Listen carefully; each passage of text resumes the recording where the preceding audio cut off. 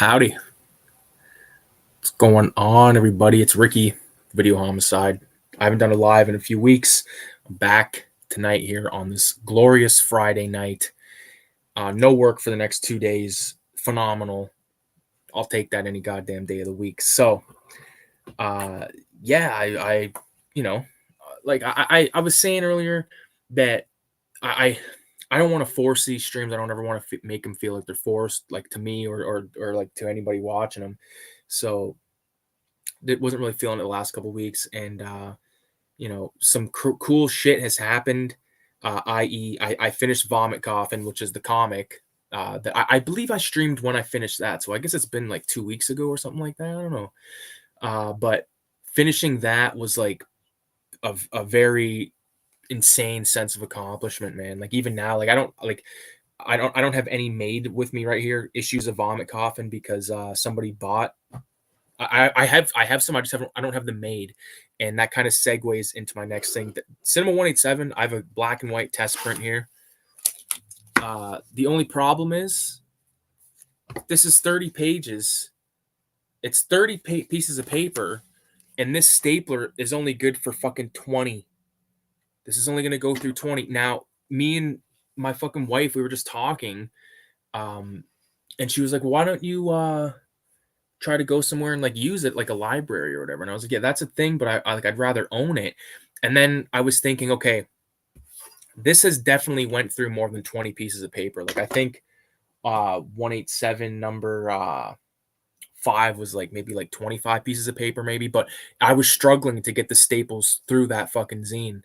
Now, what I think I'm gonna do tomorrow before jumping the gun and sort of like putting out money on like, you know, the one that I was looking at is like $124 at Staples. I'm like, dude, I don't want to pay that. So the solution is gonna be I'm gonna go to Staples tomorrow and I'm gonna like take a look at the actual Staples, haha, at Staples and like price that out or like or not price it out, but see if they're like longer because this stapler will go through number 6, but it will not like there's not enough arm of the staple. Like if this is how the fuck can I do this? Like if this is the staple, you know what I mean?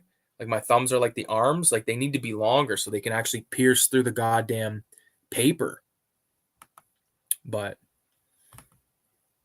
that's a fucking that's a mission for tomorrow. So I am very excited though that the comic is done. Now the zine is done because it's just been fucking it's been a lot of like just insanity, and plus like I have other projects I really want to get started on, but I was like, you know what, I'm determined to finish number 6 before I go any further in terms of like, starting new comics and stuff because like there's been times like recently I mentioned this in a video recently, I think. As a matter of fact, there's 2 videos that I've made that I recorded. They're like 20 minutes long each. I've not uploaded them because they're like unhinged rants, but if anybody in the future sees this and they want to hear them, send me a message and I could possibly send you an unlisted link. But shit, I sort of fucking lost my train of thought there. But anyways, the long and the short of it is I'm already fucking high as a kite, dude. Oh my god. But no. You know what? Fuck it. I'm gonna get into the edibles here. All right.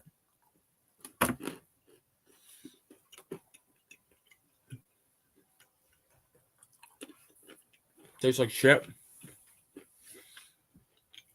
These edibles, you know what the fuck they are? They're like Buckley's cough syrup. They taste awful, but they work. And over time,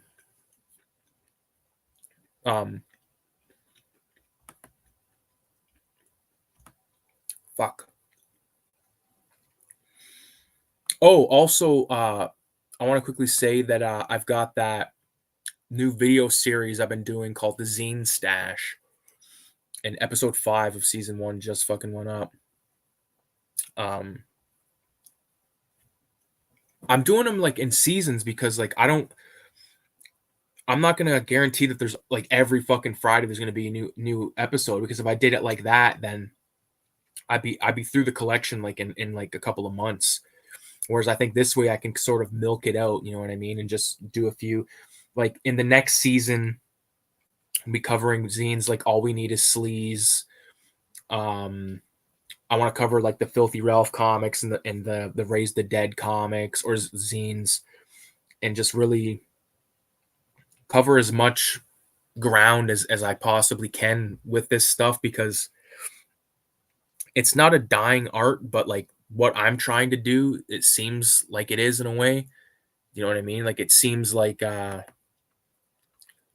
not a lot of people fucking with, like, I mean, there's people making these things, but like I really want to like get like the comics, like people like submitting comics and shit, and making it more than just, making it as crazy as I can make it, basically.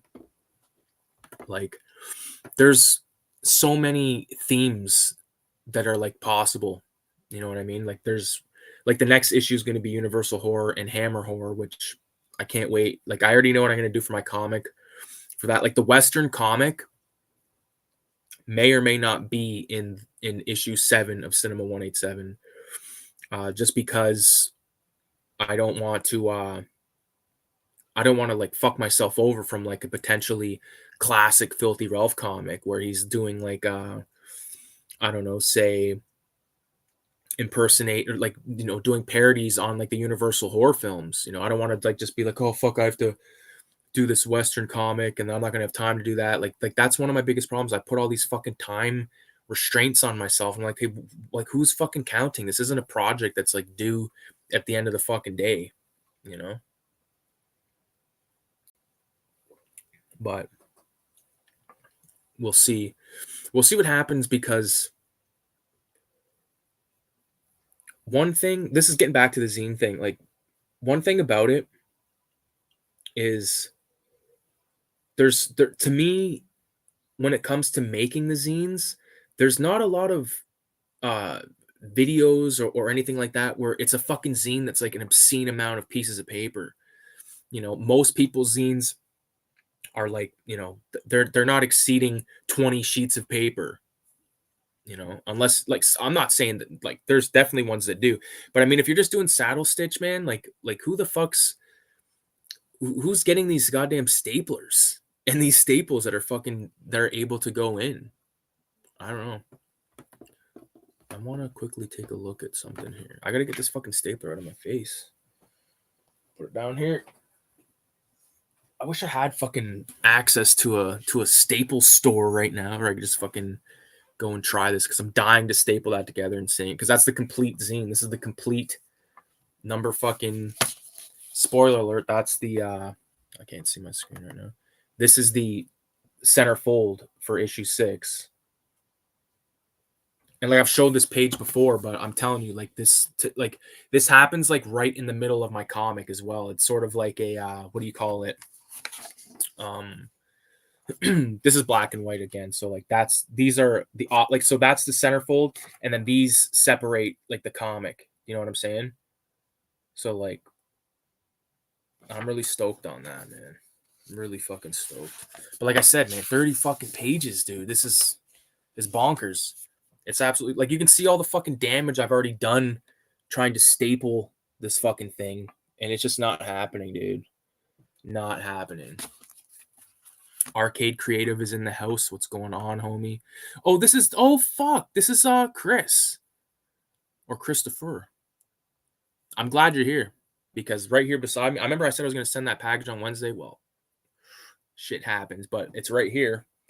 And I'm going to be sending it tomorrow, but this is what I want to talk to you about.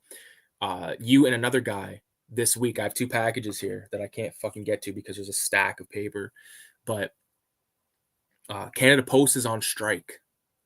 So I don't think it's going to last that much fucking longer, but I'm just saying, like, if there's any sort of delay, it's those cunts, man. It's not me, dude.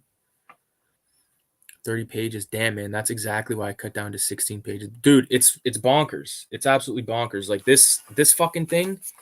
But like the thing is, this isn't all my art. Like this is like, some people submitted fucking 2 pieces.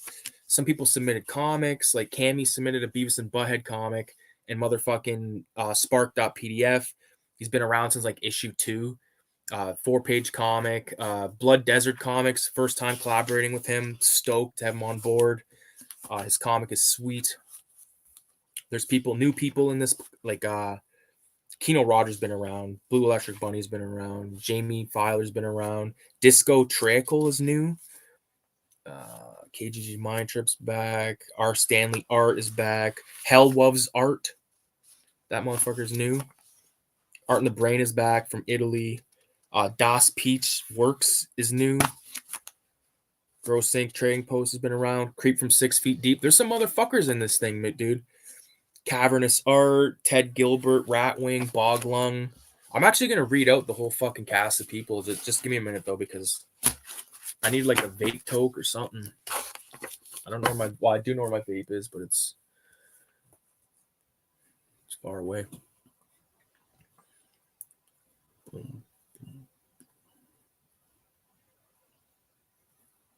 Did you see Sawblade 666 last session? I only seen like a little tiny bit of it because his stream happens when I'm at work.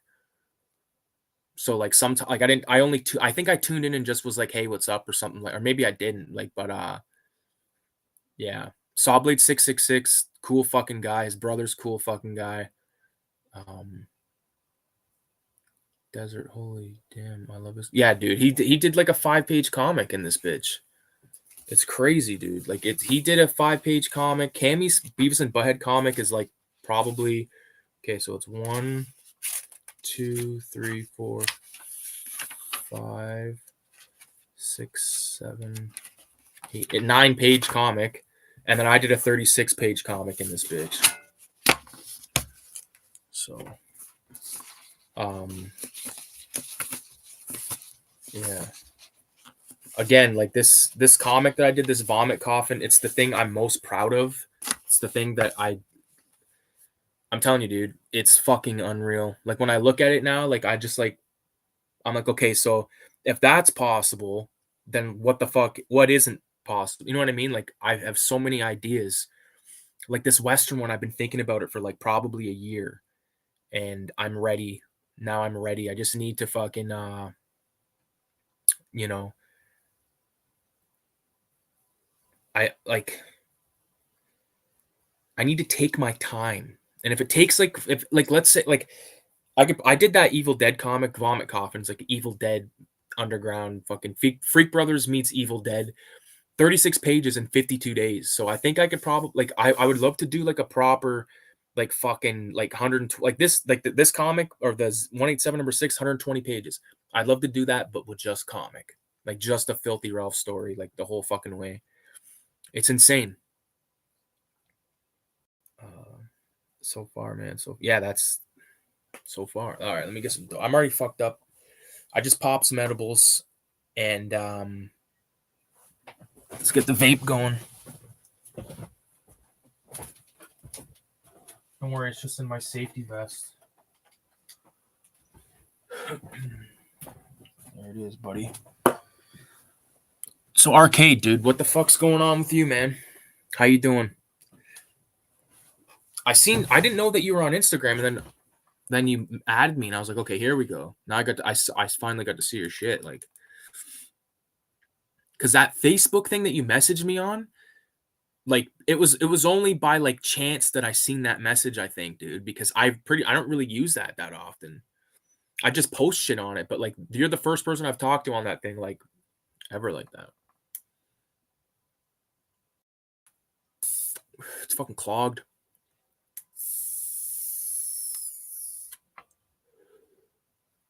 Mutant Rave Massacre centers around mutagenic weed. That's right. So you have like, what was it, 8 issues? Fuck. That must have been the PCP one. The PCP pen. So you got a comic. And how far along are you on this comic? Don't mind if I eat this meat stick. I gotta eat this. I was just talking before I popped on. Me and fucking Kaylee were talking, smoking a joint and shit. And I was like thinking, like, what the fuck? Like when we were talking, I was like thinking, what am I gonna eat tonight? Oh yeah.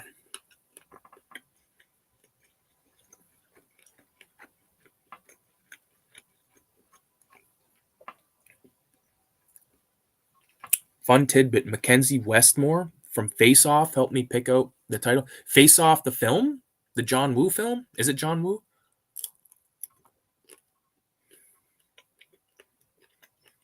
Or was that Broken Arrow?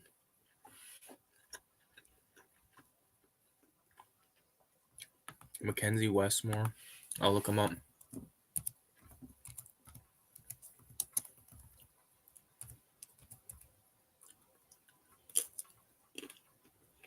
I don't know. I don't know how to spell right now.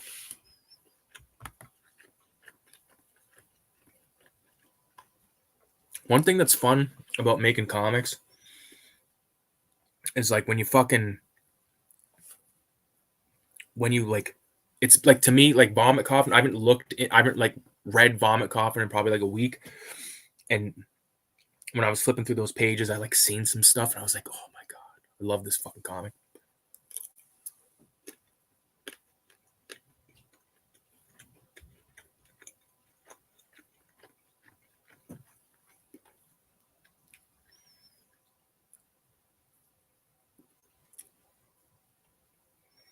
The entire screenplay and all concept art, storyboards, and 92 songs for the soundtrack were completed in 2019.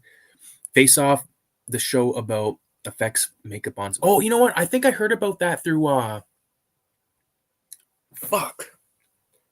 I'm pretty sure I've heard of that film. There was this one, there used to be a YouTube show way the fuck back in the day called The Cinephiles. It was Edward Samuelson.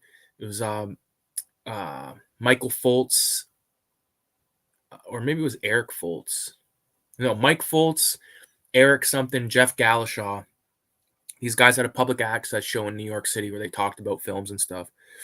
And they talked about this show where it was like a show where like people make short films and they could critique them or whatever. And this one guy was like, he's like, you know, have you ever went to film school and you've made a short film and you're screening them and you're like waiting for yours? He's like, it's like that, only your film never plays. So it's like, fuck. I went to film school and saw my shit screened along other people's stuff, and it is like a fucking like crazy feeling, like waiting for your film to come up. Dead Recliner.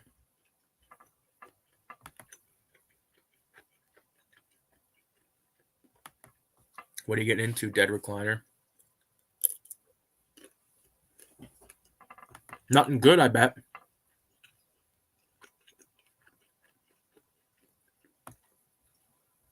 I'm trying to eat this fucking meat stick, so I don't have to hold it because it's like greasy. It's like it's dry. I like them like that. Those like big thick fucking ones, no, that's fucked. If you're gonna eat a fucking pepperette, dry. There's a variety of convenience store, corner store, because apparently people don't know what the fuck a variety store is. Where I grew up, we had one, and he had a little cup, little greasy cup with meat sticks in there, and they were 60 cents. And I swear to fuck, they were the best meat sticks you could possibly get in the entire goddamn city. And me and my buddy Mike used to joke, like, oh, fuck. But we ate the fuck out of them. Like, oh, fuck, go over there. But like every crackhead's like fingered them. Like, and you know what I mean? Because everyone bought those meat sticks.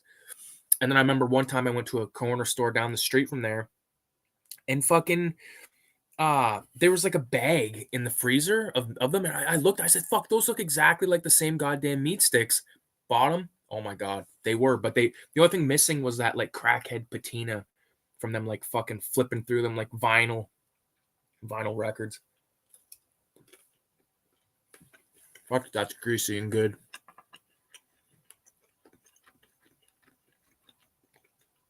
Greasy fucking meat stick would be a killer band name.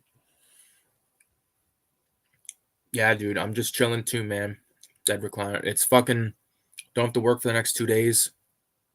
I'm stoked on that. I'm going to sushi in the fucking morning with my mom and my brother. Just ate edibles. High as fuck.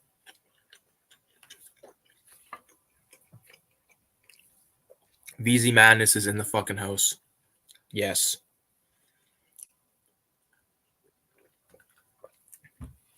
I'm telling you, dude. I'm already fucked up. But I'll say this. I've had the urge to throw on Red Dead Redemption. Because like I've talked about like this Western comic. I already fucking mentioned it in this video like a bunch of times, but like I want to play that and get like inspired by like you know environments and stuff like that. You know what I'm saying? But then like as I say this, at the same time I follow like this Grand Theft Auto like clip channel or whatever. They upload like an entire walkthrough. It's like 15 hours. I was like, dude, I never been one to fucking like watch someone play video games. But I think in this case, I think it might be OG. As long as there's no one talking, I don't need to hear like, "Oh fuck, bro, this I'm gonna, what the fuck's that thing called, a lasso? I'm gonna lasso this goddamn raccoon, dude." If I fucking hear anything like that, I'll vomit.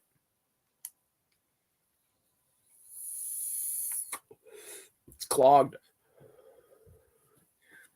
You guys have these where you're at? These fucking weed things? This isn't nearly empty, but I'll tell you one thing, it does a trick. My kid is off school all next week, so finishing up a few more books in the MRM collection. 8 books is a lot. Dude, that is a lot. What is it again? What's it stand for again? I gotta look. I keep forgetting it. Mutant Rave Massacre. Mutant Rave Massacre. Fuck.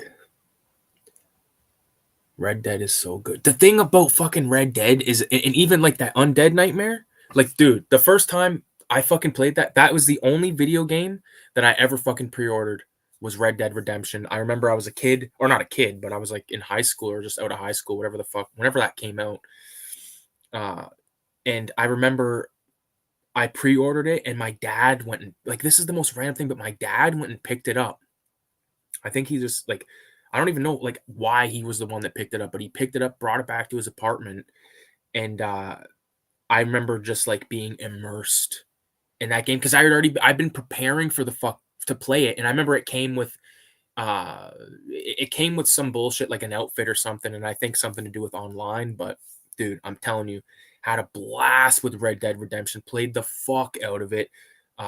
Even all like the mini game bullshit was fun. Like for me, I'm the type of guy, like I play the game and then I beat it and then that's the end of it. Like that's what I did with Grand Theft, like every Grand Theft Auto really. Like to me, like unless I'm with a bunch of buddies or like sitting on a couch, like fucking around, like taking turns, like who can get the most stars. I don't give a fuck about playing online, you know? Like once I beat Grand Theft Auto, I'm like, all right, that's fucking good. There's nothing else to do. All right, we're all set. See you later. You know, like Grand Theft Auto 6 is gonna hit. And I already said to my brother, because he's got like a fucking, like I think he's got the latest system. I don't even know what it is, Xbox, whatever the fuck, PS5, who knows. But I said to him, like, dude, when GTA fucking 6 comes out, you gotta let me borrow that shit, and then I'll buy the game, beat it, and then I'll fucking give it to you, and then you can beat it. You know what I mean? So hopefully that'll work out. But it goes like back to the Red Dead thing. Like to me, it was so monumental because, like I said, I was already obsessed with Western shit, and then when they did that DLC, it was just like exactly what I needed, because like I always thought the graveyards and all that bullshit like looked sick, but seeing the fucking, oh man. Fuck, I'm missing a bunch of comments. Yeah. Red Dead. Do both play Borderlands 1? I never played Borderlands, those games. I remember what the cover looked like. 2 birds, 1 stone. Cammy's in the house. What's going on? Jean Paul Ace Peter's in the house. Jean Paul Ace Peter is in the house. What's going on, dude? Sean, I finished my latest zine. It's 30. It's 120 pages, but it's 30 pieces of fucking paper, and like my stapler will not go through this.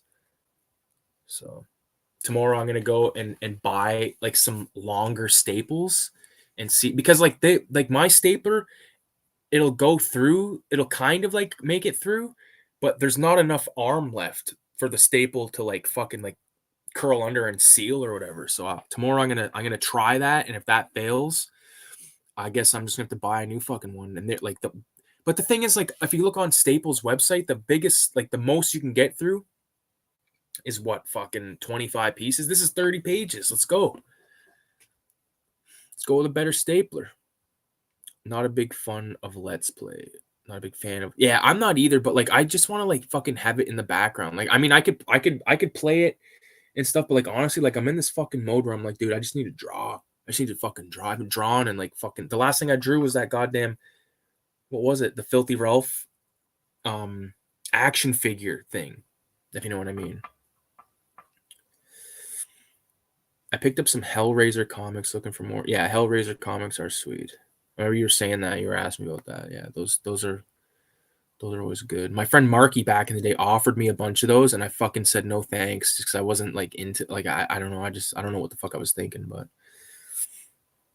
they are hard to find. They are Hellraiser comics. The one with it's in my collection, but the people with powers who go up against the Cenobites. I'll send it to you, man. The Mexico section was so good in Red Dead Redemption, dude. It was so good. Just watched a remake of Street Trash. Was fucking stupid. Well, fuck, like, dude, you're not gonna top that.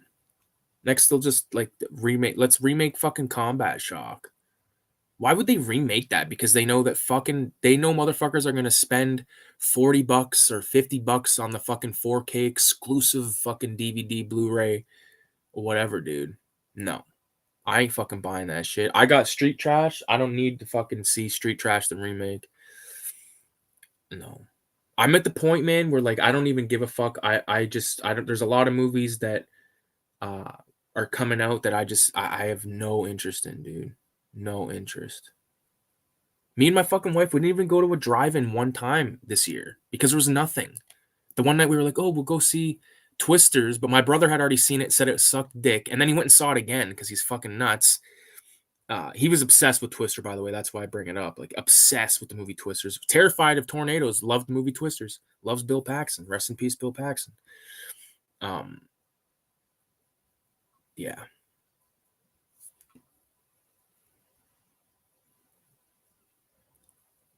Hold on a second here. Send the link to the book. I'm keeping the book. LOL. I'm not sure what that refers to, my brother. Dude, Borderlands 1 is a Western. I just never played it. Undead was cool, add-on to Red Dead, and too bad the second game didn't get it. Yeah. Combat Shock. Goat viewing. Combat Shock is phenomenal. Where the fuck is Faces of Death 2024? I don't know. I actually just did a review of Faces of Death like maybe a year ago, last Halloween, when I was doing the video nasties. Arcade, how did you find the channel, by the way? Because like you kind of just came out of nowhere, added me on. I was like, who is this guy? I gotta make sure this is the right guy, right? Yeah, Arcade. Yeah, I can tell because of his logo. It's his character. Wild. Game over, man. Yeah, Bill Paxton was a fucking like to me, Bill Paxton will always be the guy from Aliens, Hicks or Hudson, or that's Hicks. I'm Hudson. Like whatever, whoever the fuck he was in Aliens, love that role. And my second favorite role is definitely the guy he is in Near Dark. You ever see Near Dark? It was a sick fucking vampire film. It was sort of like this traveling group of vampires that just kind of go around and do their vampire bullshit. But Bill Paxton plays like this, like just devious motherfucking awesome OG guy with like a leather jacket, the fucking shades, everything. He's got like sheriff badges like on his jacket and stuff. Like, oh fuck, He looks so sick. I actually think I drew him one time. I don't know if I did or not, but I'm an editorial cartoonist. I have to be everywhere or I don't make money before everyone else does. Well, there you go. I'm an editorial cartoonist. I seen your fucking your Instagram and your fucking paintings and stuff. Like it looks like you paint like a motherfucker. Let me look it up real quickly. Near Dark is underrated. It is. I finally picked up Alien and Aliens on DVD. It was missing from the collection. Oh yeah. You've seen them though, right, VZ? Or have you not? I like how you said you picked them up on DVD because guess what? I respect you for doing that and not spending fucking 95 fucking dollars for the goddamn what's it called? Um you know, whatever the fuck. These fucking 4Ks and shit, they're so expensive. And VZ, like you're the only guy that knows who I'm talking about. That Jamie dude from Australia that makes the videos and stuff. Uh I didn't. I'm still subscribed, but like I just like, dude, like I'm glad he's not doing like the fucking same video every goddamn day. Cause I genuinely like that guy, but when he was doing like the same like fucking like physical media, okay, yeah, like fucking streaming service and then the fucking blah blah the cost. Well, okay, like who gives a fuck? Tell me, do some reviews. I know he did a tour, which I've yet to watch, but I will.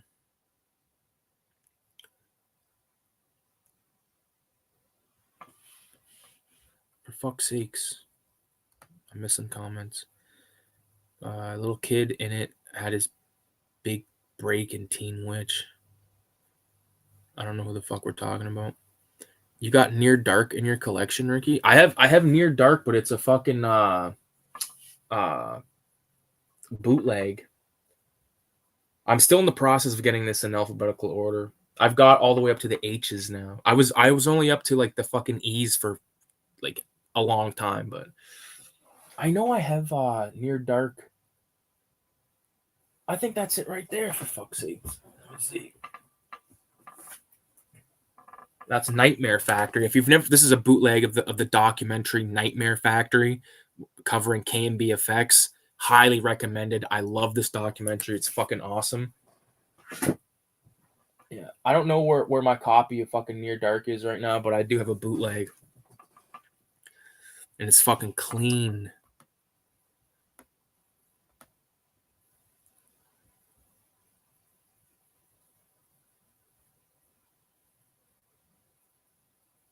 For fuck's sakes, I don't post my drawings for work.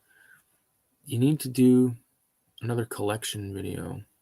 I will once it's all fucking like this place is kind of a disaster right now. Blur at what the fuck is Blur at? You excited for 28 years later? I don't give a fuck. Is what's his name in it? Is the guy from fucking the first one in it? If he's not, then I don't care. Honestly, I don't give a fuck. There's too much good stuff from the past for me to focus on dog shit from the future. That's the fact, dude, when it comes to films for me. I can't make it through a fucking new movie. I really can't. Like so many times me and my wife will sit out there, we're all fucking nice and buzzed and stuff. Let's throw on the fucking movie and it takes like hours to find a film. Like it's just ridiculous. And then I come in here, find a fucking DVD and then enjoy a film. You know what I mean? So like that's the thing. Like we don't have a DVD like I have a DVD player or a Blu-ray player I take out there, but it's like it's a pain in the ass. I'm like, fuck. It's hooked up in here. I don't have anything playing right now just because I'm a psycho. I think Candyman is still in that fucking DVD player though. Yeah, fuck 28 years later. I would see it for free. Shit, Blu-ray. Oh, okay, I see what you're saying. Yeah, I have seen all the. Yeah, I figured. Fuck 4K. I'll stay Blu-ray and DVDs and VHS. Dude, me too. Shout out to fucking Dead Recliner. He understands. Show on the stream. VZ Madness has been around for a while. Good to see him, man. Yeah, VZ's fucking me. VZ's is a fucking long time homie of mine via fucking YouTube. He's been in like probably like 95% of the streams. Talked bullshit. I feel like it's because we're like of the same era. We like the same shit. He uploads videos from time to time. Unlike you, Sean. You've pansied out. Make a video about Filthy Ralph, man. Get some exposure happening over here for free. Do it for free for me.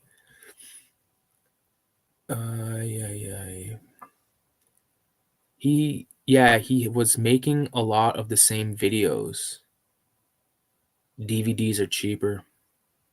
And they're fucking good, man. Like I got shit like speaking of Combat Shock, I got Combat Shock DVD. I'm not fucking spending, I got like good special editions of Fight Club. I got good special editions of fucking Close Encounters, Day of the Dead, tons of fucking good stuff, dude. And it looks amazing. Like why like I just don't have the gumption or like it's if like okay, to be realistic,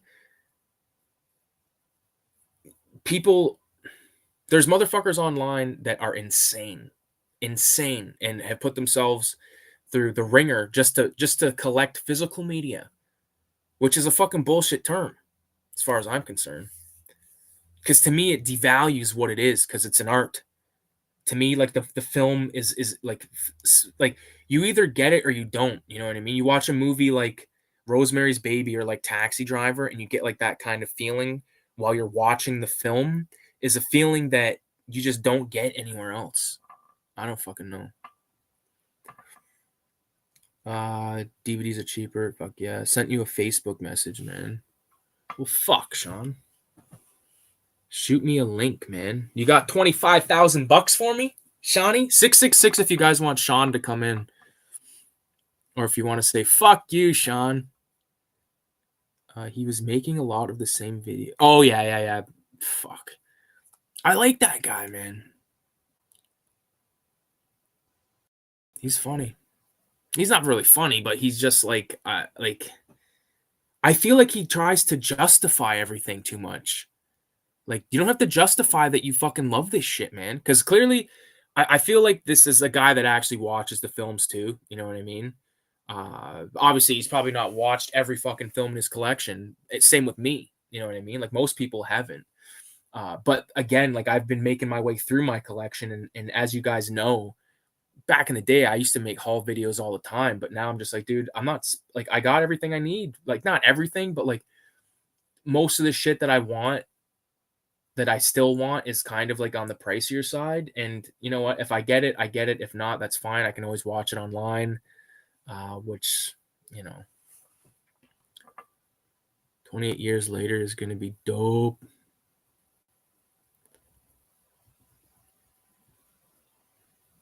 $28 years later is going to be dope. Good to see you, Gene Paul. Oh, yeah. The guy wants a link. I guess I'll send you the link, Shawnee. Just give me a second, man. Let me get caught up on these comments real fast. Cillian Murphy is Cillian Murphy is returning. Love that guy. My favorite film with that fucking guy is probably 28 Days Later, but I also love him in the movie called The Heart of the Sea. Whatever the fuck that movie was called, it was like a Moby Dick thing. Love that film, dude. Love it. One thing you might not know about this fucking guy, Moby Dick, 1956, John Huston. I think it's 1956, maybe 1954. But that is one of my favorite fucking movies of all time, dude. Hands down. Rather a sober cannibal than a drunken Christian. Should be a link. Alien Romulus was pretty sick. I didn't watch that. Yeah, I try to do vids. Alien Romulus is way better. You should do vids when you feel like it, VZ. Fuck it. That's the way I'm trying to fucking go forth from now on. Just like make them when I make them. Alien Romulus is way better than it should have been. It is more of a sequel than the original Alien than Aliens was. Wow. 100% it's art. 666. So that's all right. That's Gene Paul's Peter being invited formally. All the 666s. I have a region-free Blu-ray player, and I love that player. VZ or excuse me, who the fuck just said that? Dead Recliner. If I don't, I can. If you want to trade something, I have 2 films that I can't even watch because they're Region B or whatever the fuck. I got Deep Red, The Arrow Blu-ray, and that might be it. It's sealed. If you don't have it, I mean, you probably have it. If you don't, you should be shot with a ball of your own shit. All right, let me see if I can add Sean here.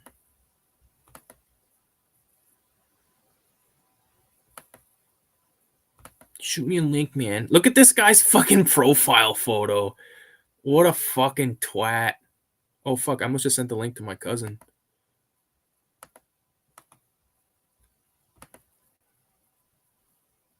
There you go, Shawnee. Sean, you're about to get exposed with this photo, man. I'm saving it. Yeah, you're locked in. I got your ass. First, I wanted to show you guys who's about to come into this show. Or into the stream. This fucking guy. Hold on.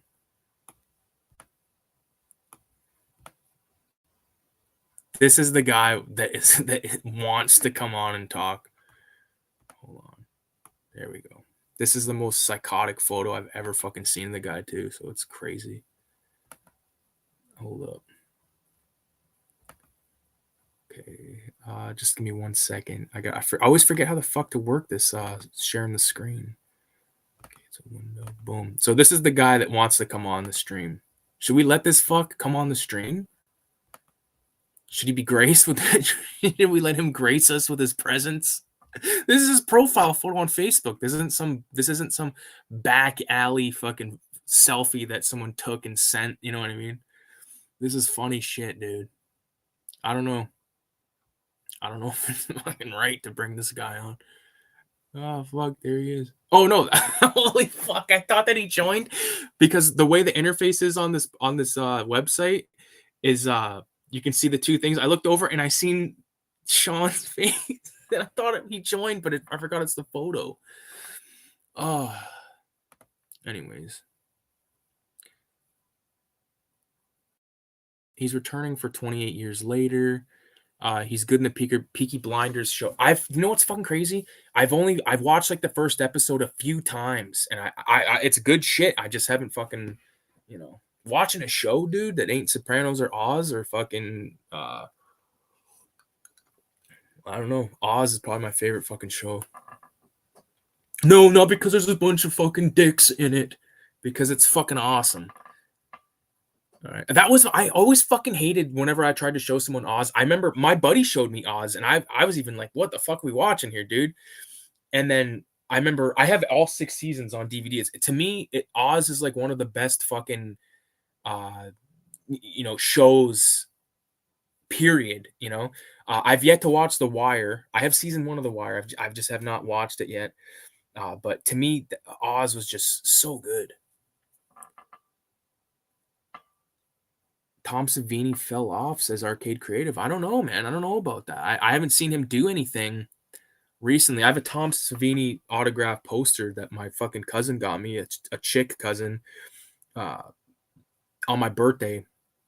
I didn't go to the fucking thing, like to the convention that he was at, but I hear he's an asshole, so I didn't have to go through that. So my experience with Tom Savini is he's fucking awesome. Because this is okay. If you've not seen Tom Savini's book called Grand Illusions, there's 2 books, but it's collected in 2 editions. My wife bought it for me a couple years ago. Amazing book. It's got all kinds of really good, like what'd you call that? Like conception art. Not really conception, like how what the fuck's it called? Schematic dioramas and shit. I don't fucking know. Hold on. This guy right here is ready to come on. There he is. What's going on? Welcome. Hello, sir. How are you? Close. What's going on? Dude, is it getting cold as a bitch over there or what? Dude, I'm wearing this big old fucking Snuggie. I thought so. I was thinking about you the other day because I was like, because it's cold. It's like it's reaching like sometimes like 1 degree over here, and I'm like, but like it's really like -2, more like -2, but no snow, nothing. Yeah, we don't have snow, but it's the rain is cold as fuck, boy. Oh yeah, dude, it's getting fucking greasy. Yeah. So yeah, you commented on the 28 years later. Danny Boyle is doing it, and we got Cillian Murphy coming to back into it. I think it's going to be good. Look at me all washed out, all white. What the fuck's going on, man? It's too bright. You probably got that light over top of your head. I do. Yeah. You need to embrace the fucking lamp. There you go. Human color again. There you go. See, my shit's all blown out, but guess what? Give a fuck. Yeah. No. Listen. 28 days later, I love it. Oh, 28 weeks later, 28 years later, look forward to it. I don't know. We'll see. Like I said, I ain't paying for that fucking movie. Long overdue, and I'm looking forward to it. I think it's gonna be good. But like I said earlier, I was watching on Tubi, Street Trash. It was like a remake. It was like, oh, it's a remake of the cult classic Street Trash. I said, what? I watched it. Some movies don't need to be made, bro. Like, I'm just saying, like, that movie. I didn't even know that they fucking like made that movie was excellent to begin with. It was good, whatever. It is what it is. But like, to turn around and make a remake of it, who the fuck decided that? Well, they made a remake of fucking Cronenberg's Rabid, and like they'll make a remake out of anything like that. Like, to be fair, Rabbit's I didn't see classic for sure. It is. No, I know, no, but I've seen it. I love it. I've not seen the remake. I've not seen the remake either, but I recently watched the Cronenberg Rabbit recently because it was they were advertising it on some horror free streaming site. So I was like, okay, I'll watch it, and yeah, again, it still holds up. It's still good. It's like, it's like sometimes it works, sometimes it doesn't. Like for me, like when you look at George A. Romero's The Crazies, right? Yeah, it was cool because it had this like weird, real kind of nuke fallout, like COVID almost feeling, whatever. But when you watch the remake was, I gotta be honest, the remake was better. It was, but there was qualities to the original that were, I mean, that you can't top. I mean, for all these people who remake all these, Texas Chainsaw Massacre, they're just adding to the original, and nothing will beat the original. I don't give a fuck. My favorite scene in the original, everyone probably has their own favorite scene. My favorite screenshot, and you as a cinematographer, being a filmmaker yourself, you may appreciate what I'm talking about. It's not me being just a creep, even though I am a creep. It's when the girl, what's the name? Girl in the red shorts. She's walking through the swing sets, heading towards the house. The camera goes through, and the shot's panning towards her. Like that's, in my mind, that's when the movie begins. In my mind, that's when it's not when he picks a hitchhiker. It's not the gas station stopover. It's that. That's when it begins. It's not even when the hammer strikes on the head, and like that's the shock. But it's when that's when me, after watching it before, second time watching, that's when I'm like, oh shit's over. It's over. You shouldn't have stop. I think people think that when you think of the Texas Chainsaw Massacre, like people that aren't sort of like obsessed with fucking movies and shit like us, they think there's all this like chainsaw action. And like, to me, like personally, like my scary scenes are like the shot of the eyeball, and just like even the fucking, like the first time you see Leatherface, like when that camera like pans up, like, or like it like tilts up at Leatherface, and he's like, she strikes the guy with the hammer and all that, like all of that stuff, like, and even like you said, the shot through the legs, like past the swing set, that like makes the film more cinematic than it deserves to be. Like it should, like Texas Chainsaw Massacre is like the definition of like a grindhousey film, and it has stood the test of time. It's been released countless times. It's highly respected amongst the finest of filmmakers. Not that, like, everyone has their own taste, but like to me, Tobe Hooper, when he made that film, I don't know if he thought that it was gonna like like I said, stand the test of time, but clearly it has. It's not going anywhere. You know, phenomenal film. I remember my favorite. I remember one of the opening scenes of that. Well, it wasn't this Polaroids. It's the camera noise. Yeah, The scene that really got my attention was when they were pulling up to like the headstone, and the sun was coming behind the headstone, and I knew there was a body perched on the headstone, but I didn't realize it was a double body. yeah. That's when I was just like, well, it was one thing to be like, oh, that's fucked up. A second, it was even more fucked up to be like, this is a double body. Like, these people totally massacred this grave, you know? Oh yeah. It's mental. VC Madness talks about, he said, I found out they made a remake of Cruel Intentions, the TV show. I saw that too, and it's funny. I was talking about that earlier, this week, as like it was a decent movie when it came out. It was like that '90s, there was a lot of '90s movies that kind of, when you look back now, that kind of they have their benefits, like The Faculty, and of course the one that stands out the most, obviously, is Scream. But even like I know we did last summer, Faculty. Cruel Intentions, or Wild Things with Denise Richards and shit like that. Some of those movies stand out, and they're like, okay, they weren't great movies. They're not great movies, but oh fuck, the ultimate '90s horror film we didn't mention. See if you got it. The ultimate '90s horror film. You want a little hint? Do you want a little hint? Candyman? No, Candyman was '88. Yes, '92, okay. Baby. Rest in peace, Tony Todd. Candyman, fucking legendary film. Scary as fuck. The scene where that fucking little boy's in the bathroom holding his fucking wiener, shaking on the fucking ground. That scared the fuck out of me when I was a kid. And I lived in an apartment my whole life up until I was like fucking like well, no, I don't know. I don't know the exact fucking age, but the mirror. The fucking medicine cabinet mirror, dude.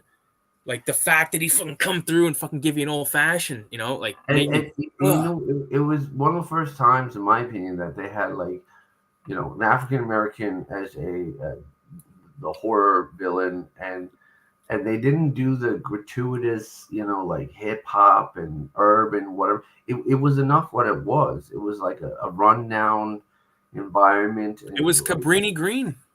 Yeah. It's a ghetto. Who was the little kid's name? What was the little kid's name? Sneak, or what was it?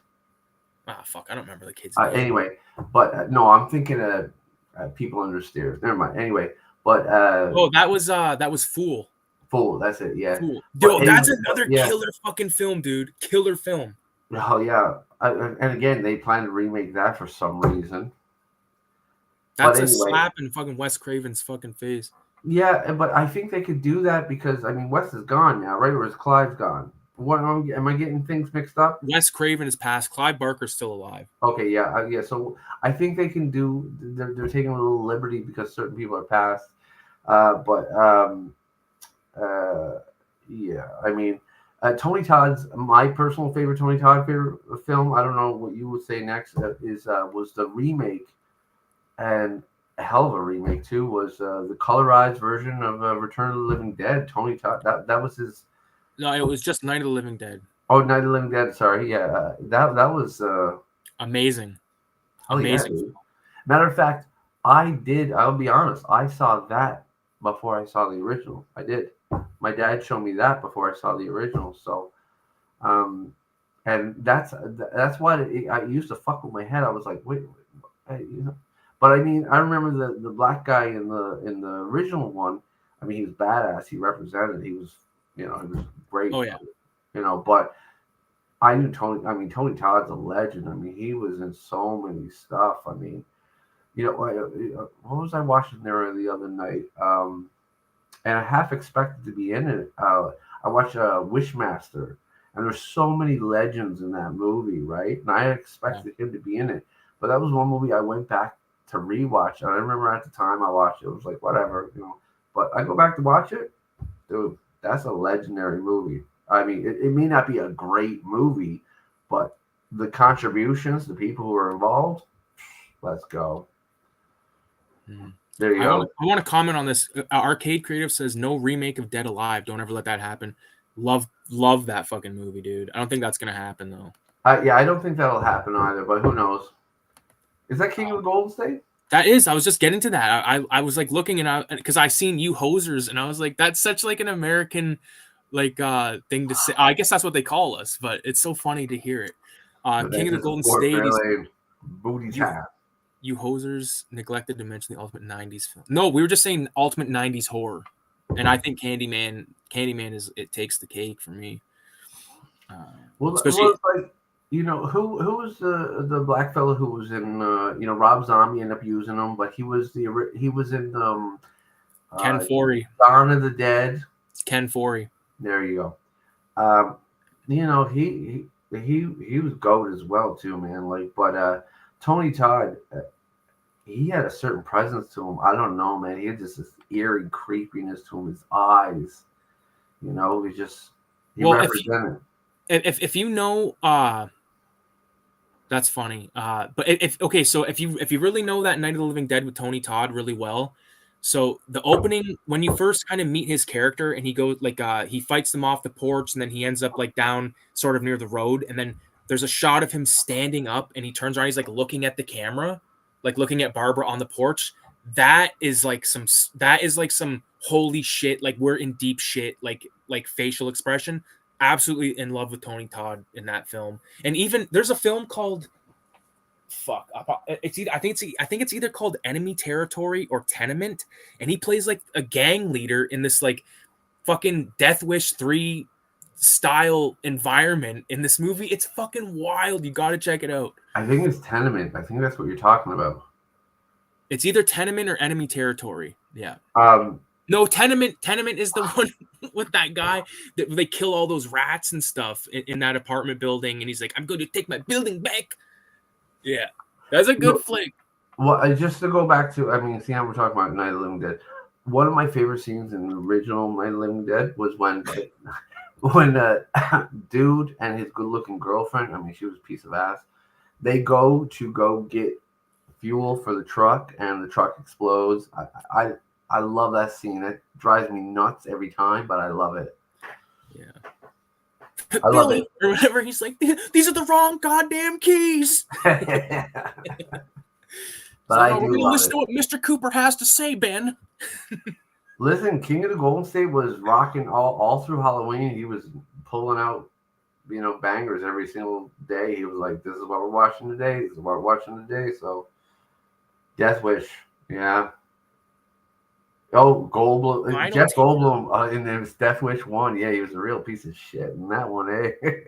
Oh, that's my favorite Jeff Goldblum performance. When he goes, "Goddamn rich cunts, I kill rich cunts." And he's just beating the shit out of that. And then that guy's like, "You mean he's getting his shit kicked out of." Oh, me and Rick are big fans of Death Wish. Love Death Wish. Yeah. Chucky Bronson is the OG, man. Oh my god. Yeah, Death Wish is dope. Tony Todd was good. He did Judy a great Venom. I didn't know Tony Todd did Venom. What did he do Venom in? Like the voice, maybe? Was he Venom in one of the fucking things? I don't know if he's talking about Venom, the Marvel Venom. Did he? I don't know. Yeah, I don't know either.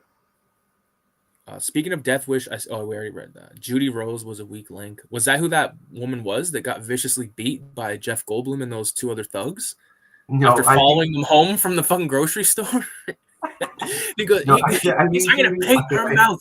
I'm gonna paint her mouth. Like, it's so fucked. That shit should have not been shown to me at a young age because I have a fucked up thing. I think extremely vicious and cruel things are funny.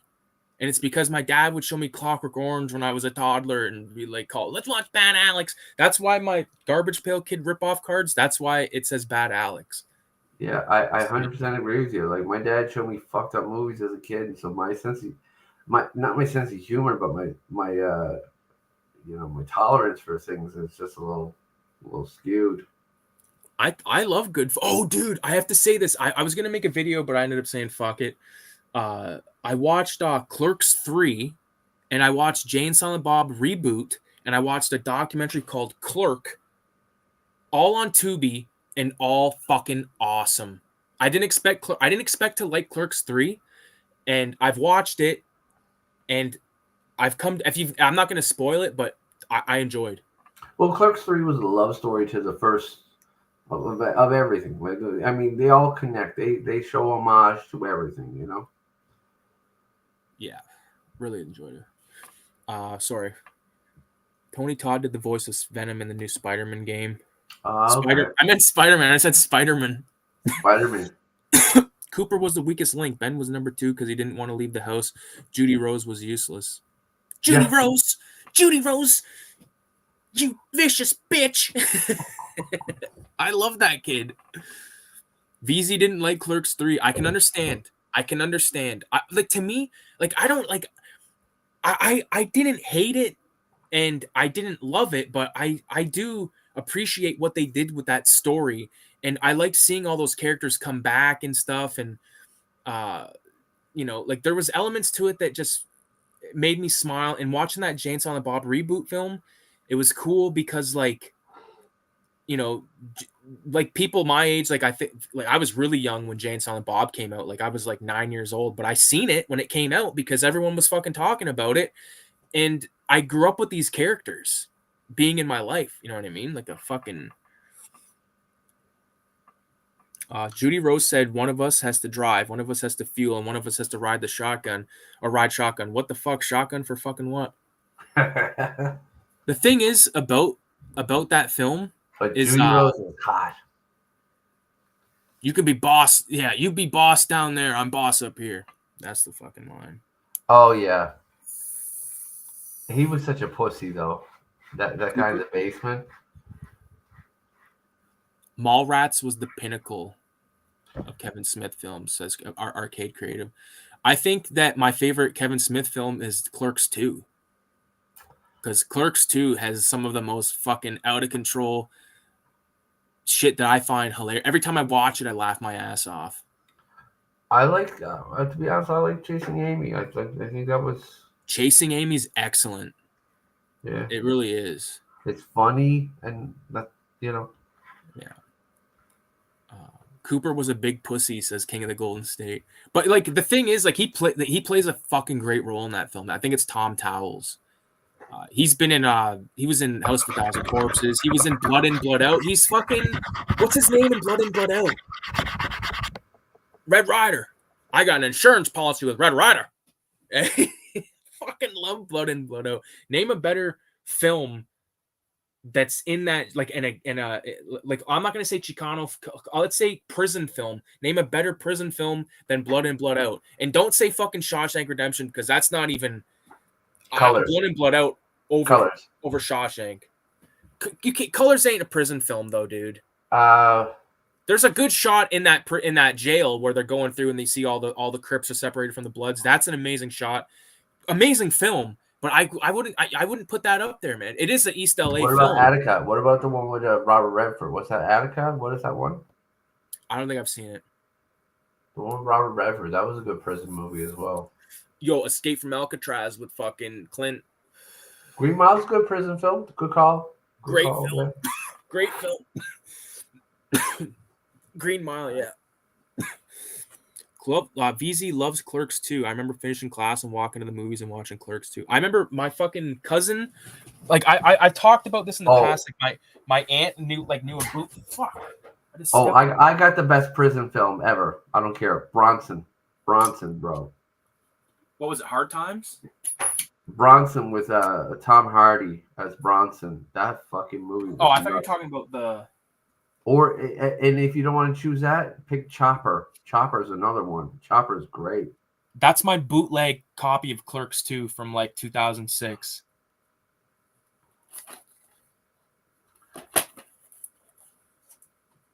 Bronson beats The Rock. Well, The Rock was a fun movie. I remember when that came out in theaters, but Bronson was nuts.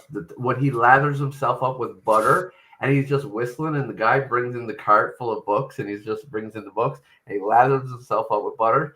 And he goes to the guy with the books. He said, all right, sit the fuck down. Sit the fuck down. He starts yelling at him. Like, I'm just like, dude.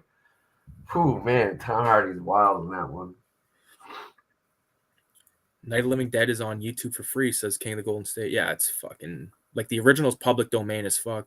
Yeah, I've got a huge playlist on YouTube of horror films, great stuff like the Changeling and things like that. There's so many films now that are like, free to watch, like Demons 1 and 2 and all those. You can watch a lot. Was the bird with the crystal plumage? A lot of Argento films. Dude, Tubi has an entire Italian fucking horror and giallo section. Tubi is a fucking if like let's say you don't got like you're low on funds, whatever the fuck the situation is, and you want to watch shit and you don't you want to have a nice reliable copy of it. Might have commercials, but Tubi, dude, you can find all kinds of good stuff there. Shit, I'm old. I saw Star Wars in the theater when it was just Star Wars, no toys or nothing, says Arcade. Yo, do you know what Arcade Creative is doing right now? I'll show you something. Is it cool to show this thing, Arcade? I don't want to blow your shit up, but can I show on the stream what you've been doing with Filthy Ralph? 666 if you're good with that. If anybody's seen the movie Chopper in the chat, Chopper is great, man. I love that one. Yo, Sean, check this out. This guy's making a fucking he's making a motherfucking like a action figure like of Filthy Ralph. Dope. Is he using 3D printer or is he using clay or what's going on? This is like online. This is computer. Nice. Isn't that insane? That's awesome. This is fucking wild. Like to me, like dude, like to see like a motherfucker that's lived in my brain for like 10 years, to see him like in that world, like I can't even wait, guy. You gotta do the old lady in the elevator too. Yeah, I gotta do like the diorama of like inside of an elevator. It's like Ralph like exposing his cock, and fucking old Susan going like this. It's so fucked. And then we'll get little Ricky as well too. Oh fuck, little Ricky, dude! I just drew little Ricky the other night. I did. Have you guys seen Trap with Josh Hartnett? So good. No, never saw it. I never saw it. Oh. I need some fucking staples. Yes, James, add Chopper to the list, bro. You won't regret it. It's based on a true story. Bronson's based on a true story, but the movie took a lot of liberties. Chopper, that Australian film, scary dude. That dude was nuts. If MMA was around at that time, that guy would have been murdered people. Who the fuck he's talking absolutely about? Insane. Chopper? Chopper. I know you saw Chopper, man. Is that with Eric Bana? Yeah. I don't think I've ever seen that. Dude, such a badass fucking movie. So good. Yeah, I remember like the cover. Doesn't he have like shades on the cover? Yeah. See if I can staple this again. Yeah, he was a professional criminal, like lifer in prison, like, and he came out doing interviews and stuff. He was like a celebrity in Australia. Like he was a celebrity for being a prisoner. Like, fuck. What was he in prison for? Oh, dude, everything and anything. Like he's just a monster. And again, like if you saw Bronson and you liked it, Chopper will make you think. Chopper is like the Texas Chainsaw Massacre version of Bronson. It's so raw and gritty. Holy fuck, dude! This new zine is 120 pages. Arcade Creative, thanks for being here, man. Yeah, peace out, homie. Thanks for stopping by. Yeah, I usually do these on Fridays. I'll hit you up next time before I go on. That way you can have a heads up. Is it not Friday? It is Friday. No, but I mean, like, because like he's new to the fucking channel. Okay. I'm trying to like fold this fucking zine in half right now. What if you did multiple staples and then a binding? Well, because hold on, I'm folding it in half right now, and I'm gonna see if it like makes it so it's a smaller of a space that the staple has to travel through. If that Well, makes can I see sense. your stapler for a second before you do that? Can you just show me it? It's a long arm stapler. All right, yeah. Let me see the plate. The plate. What about the? Well, it flips. I think if that's what you're gonna say, I know what you mean. Okay, It yeah, does. yeah. That's what I was saying. You flipped it so it turns out, right?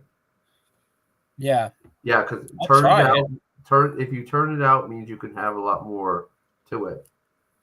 Yeah, I know what you're saying. I'll give it a try right now. I have nothing to lose. I've already tried stapling it like 20 times. Yeah, if you flip it out, you can staple a lot more. Yeah, I've done this before on something, but I forget what the fuck it was. Yeah, dude, look at how thick this fucking thing is. Yeah, it's big, bro. It's 120 pages. Like, what the fuck? It's 34 people, man. Yeah, it's not a fanzine anymore. It's a book. Yeah, it's a publication. Oof. I've got a publication. It's a publication. It's like Hammer and Nails, bro. James, how you doing, bro? Say again? I said, James, how you doing, bro? You doing good? What's going on here? Oh, I was wondering. Yeah, I'm like off by half an inch. So there we go.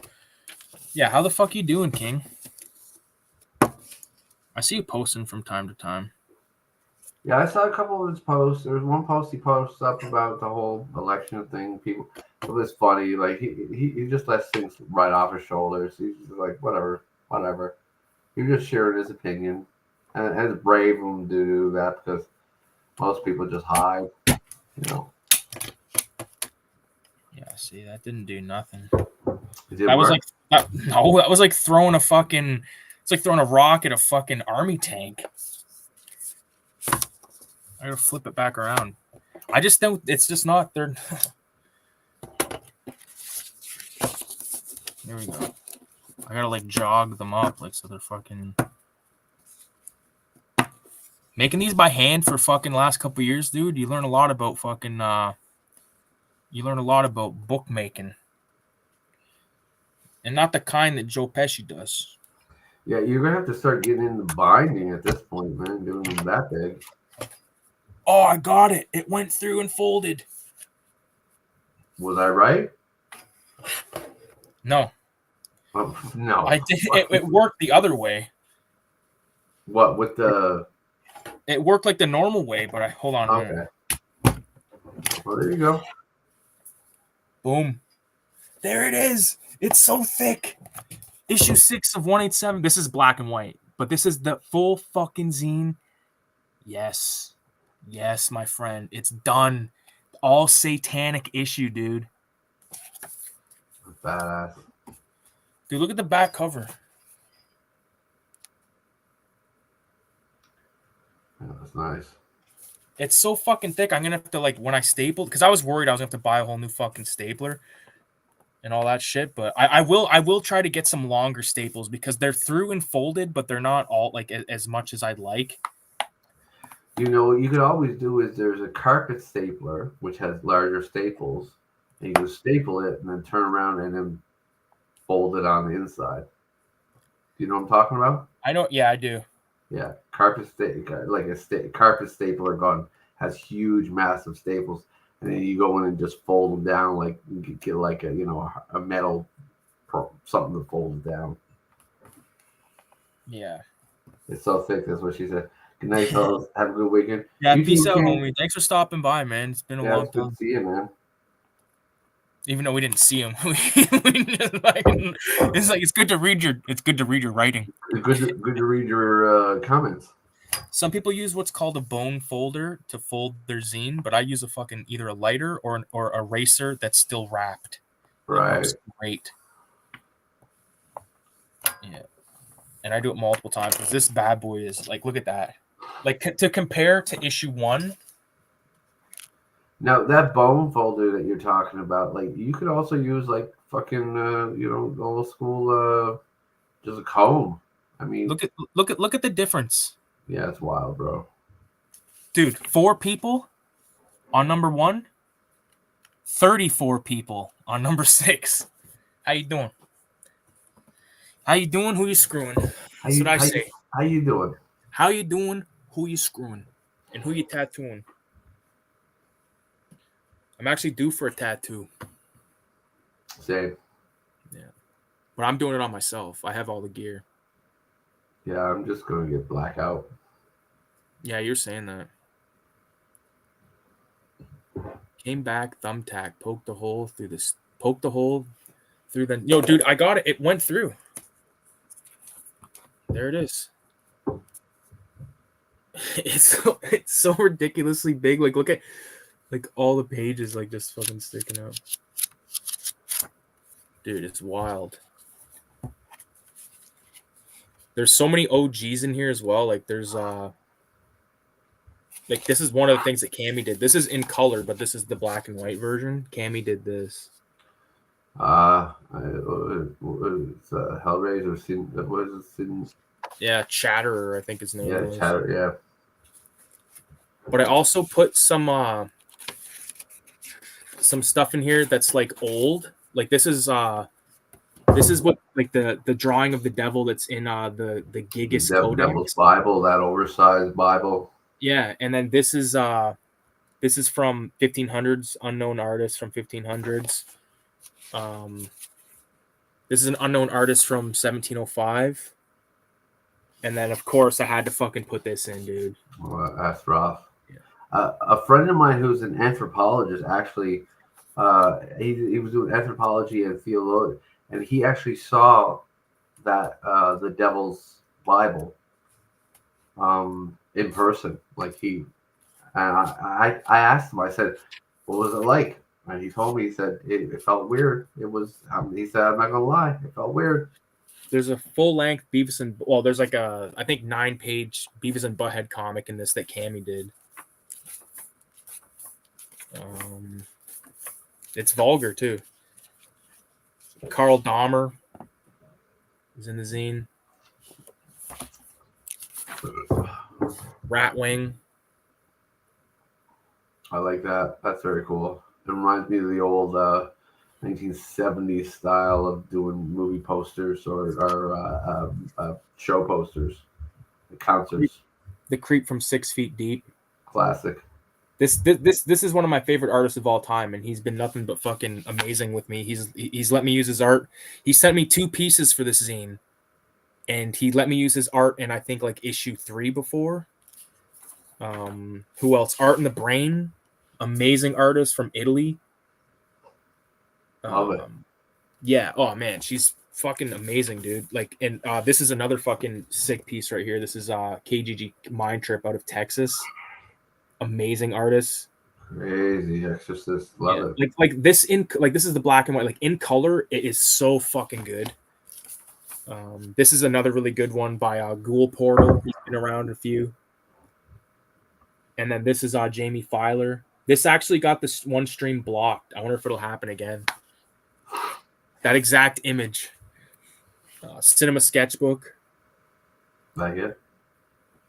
This is Kino Roger. I got a Japanese feel to it. Dude, like Richie the Caterpillar, also known as Necro Style. Well, he's now known as Necro Style, but he did Long Legs.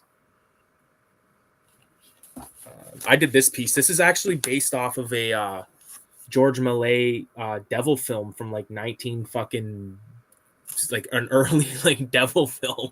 Called But I had to. No, I forget what it was called. And then I already mentioned earlier that the homie from Blood Desert Comics sent over a 5-page comic. Nice. Called Cult of Swine, so you can read that here. There's 4 comics in here. They range from 4 pages all the way up to 36 pages. So like you know that scene in So what was the reason for going so big this time? it was just happened to be chance because I needed to, because the story I was trying to tell, it needed to be. That's the only way. That's the only thing I can say, man. It just had to be this long. So what's the fair thing it's going to cost people? What is it? This issue is going to be 30 US. $30 US. 30 US, and I'm only printing 6 copies extra for now. You know what I mean? Because it's just not in the cards to just like print like a huge. Because sometimes I sit on them for a long time, and I don't want to just like, you know what I mean, fuck myself like that. You know, so I'm printing the 6. One's been claimed, and I've had people like one's been paid for, like the money's been sent, but there's still 5 copies that are up for grabs and stuff. But like obviously, if you're in Canada, it's fucking it's a different story. You know what I mean? But it's just I charge US to US people and outside of Canada because, you know, I get fucked for shipping, so I'm sorry if you get fucked. You know what I mean? Like it's just the way it goes. Well, right now in Canada, we got the postal systems. Exactly. Dude, is it look on at this. strike up Look your at this way guy. too? Yes. What's that, man? Is the postal system on strike up your way too? Yeah. Yeah, it is, dude. Yeah.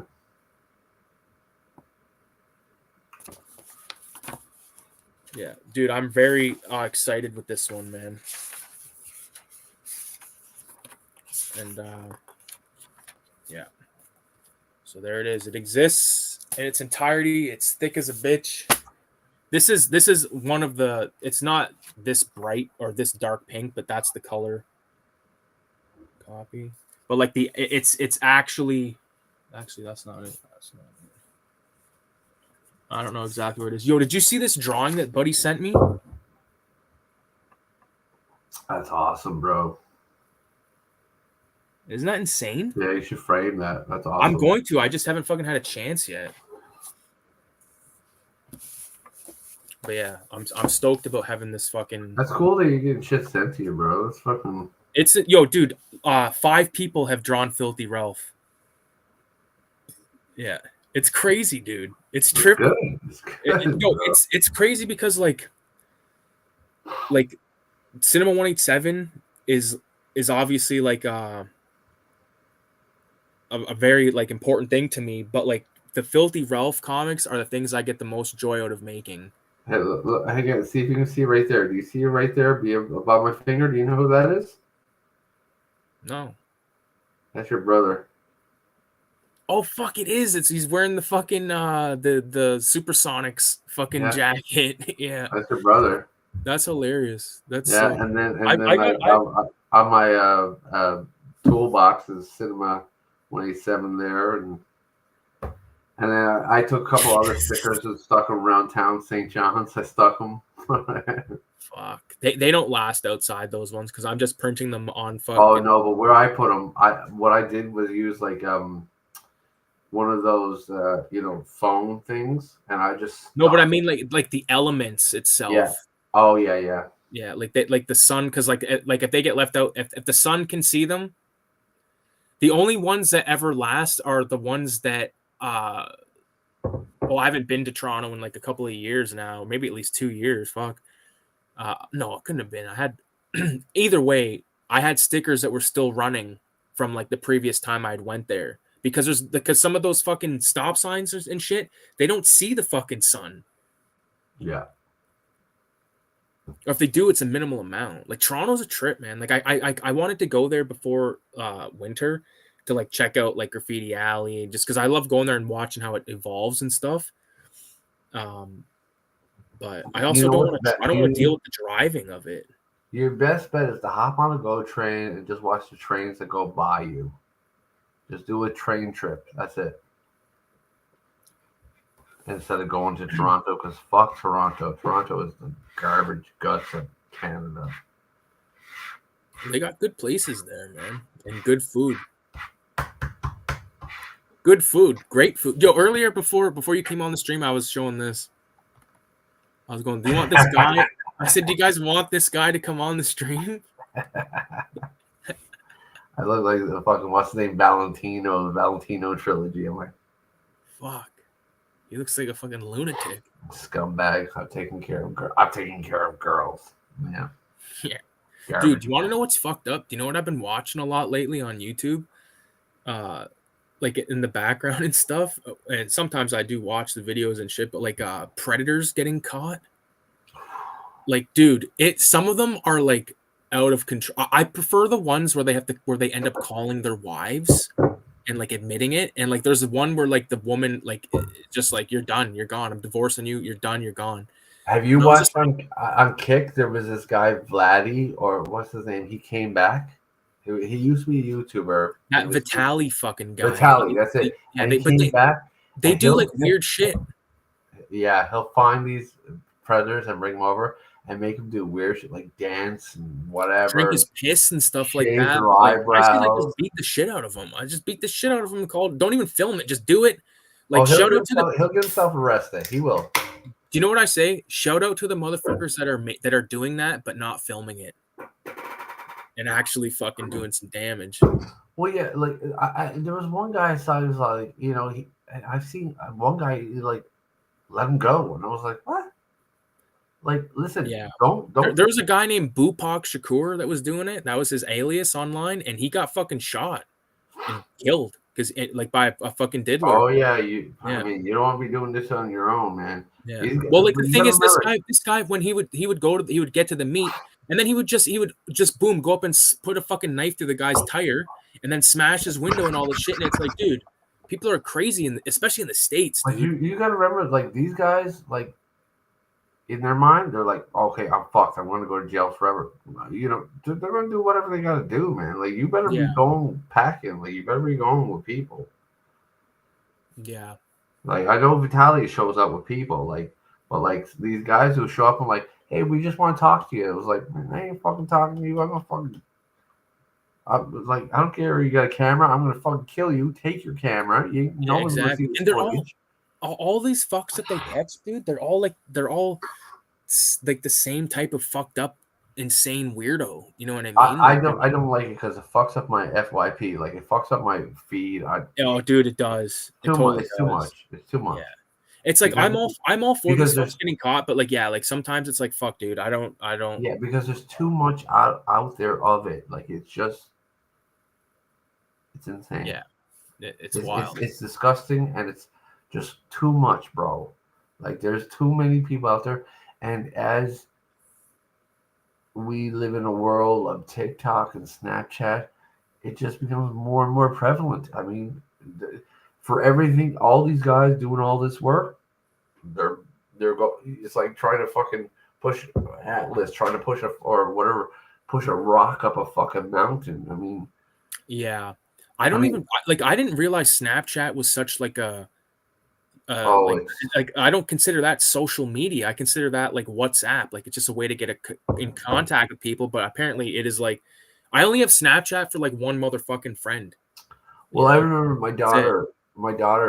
She had she was like, oh yeah, a girl in my school, she got arrested for producing child pornography because she did a streak while she was in shower. And I'm like, okay, like, but that's what that is. But meanwhile, there's like 40, 50, 65-year-old dudes on these sites. Oh, prowling, dude. They're prowling all constantly.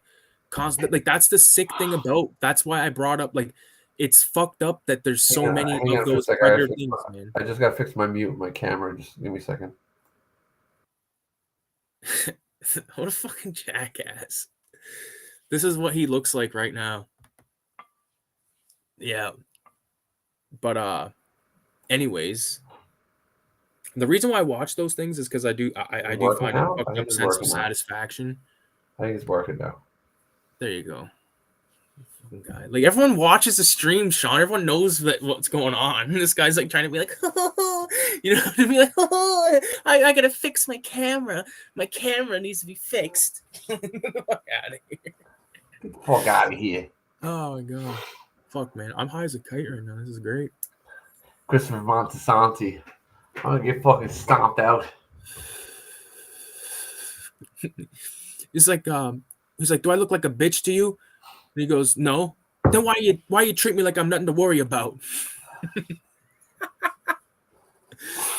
every year, and I'm making my way through now before the end of the year. Now I'm making my way through Sopranos. I'm on season 5 now. But every year I watch Sopranos every fucking year, bro. It is the greatest TV show. And I heard you mention Oz earlier. Next to Oz. Oz, listen, next to Oz, because that Oz gave me nightmares many times. It was scary, bro. But Sopranos is the best show. Second best to that, Oz. Third best of that, I gotta say The Wire. When people come up and be like, I've heard it's really "Oh, good. for Breaking Bad," I'm like, "It's a good show. Yeah, no, I'm not gonna knock it. I mean, so is Boardwalk Empire. So is whatever the fuck, you know. But it's definitely not the best show.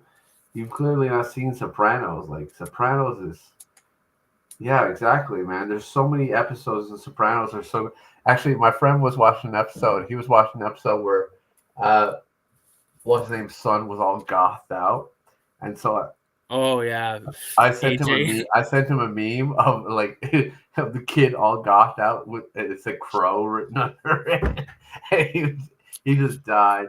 Yeah, The Wire is amazing, and if you like The Wire, if you I don't know if you ever seen The Corner. The Corner was a predecessor to The Wire.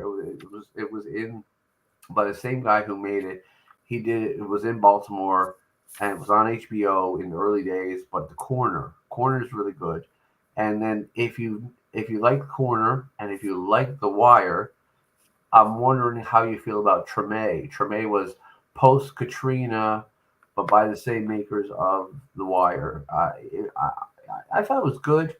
Heavy with the music, heavy with the feels, filmed really well, good cast, but definitely different. You know, Tremaine was interesting. It was good. For For me, me, it's The it's the Shield. Shield. I don't know. I was watching Commish actually on YouTube because it was like streaming it. I was like, okay, I'll fall asleep watching the Commish. I was like, okay. But yeah, The Shield was intense. The Shield was like a milder version of Bad Lieutenant, if I'm not mistaken, right? Am I wrong? VS? VZ? Am I wrong in thinking that? A milder version of Bad Lieutenant with Harvey Keitel.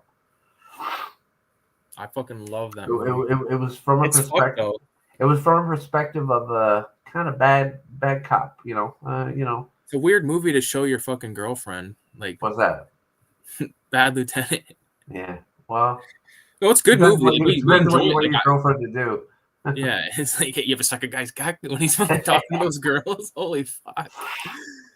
Oh my god, it's fucked up. One of those movies, though. I mean, obviously, one of the ones that stands out is obviously Pacino's movie, where you kind of get those bad cops. What's it called? Oh, Cruising. Nope. He's trying to lock down the Serpico. Serpico. Serpico. Yeah, Yeah, Serpico's a good movie. yeah. No, What fucking what did you say? Cruising. Isn't Cruising's that with good. isn't that with like uh Like S&M gay shit and all yeah, but that. I thought that was with like Dude, that's William Friedkin. I thought it was but no acting and I thought it was I think it's William Friedkin. I gotta look now. but I thought it was Stallone. No? No, it's fucking Al Pacino. Yeah, it is Okay. William Friedkin, dude. William Friedkin did some of my favorite films: Exorcist, French Connection, motherfucking Cruising. French Connection, yeah. Yo, Billy Friedkin. I went back to watch the French Connection and it's a it's an interesting watch. It's like you're to be honest, yes, it's a movie, but it's kind of like if you know what I'm talking about, it's kind of like you're watching a play or a screenwrite. Like you know what I mean? It's. Like I think it's just. I think it's just because it's a good fucking movie. Like, there's no fucking around in it. yeah. What do you got there? What's that? It's a fucking garbage bag now, but it was salt and vinegar chips. Douche shit. I have a bunch of shit. Just. Oh, this is all the contributors. The zine.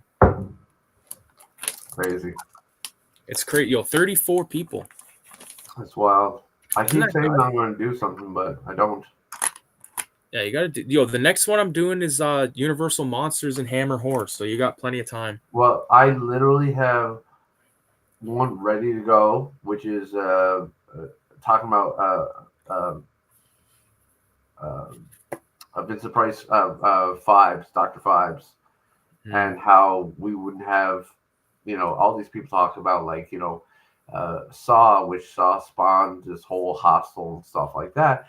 But this is the guy was the original, was the trap monster. He was the one who made you fucking trip on all this shit, man. And at the time, too, it was very psychedelic, too. It was very trippy. Really?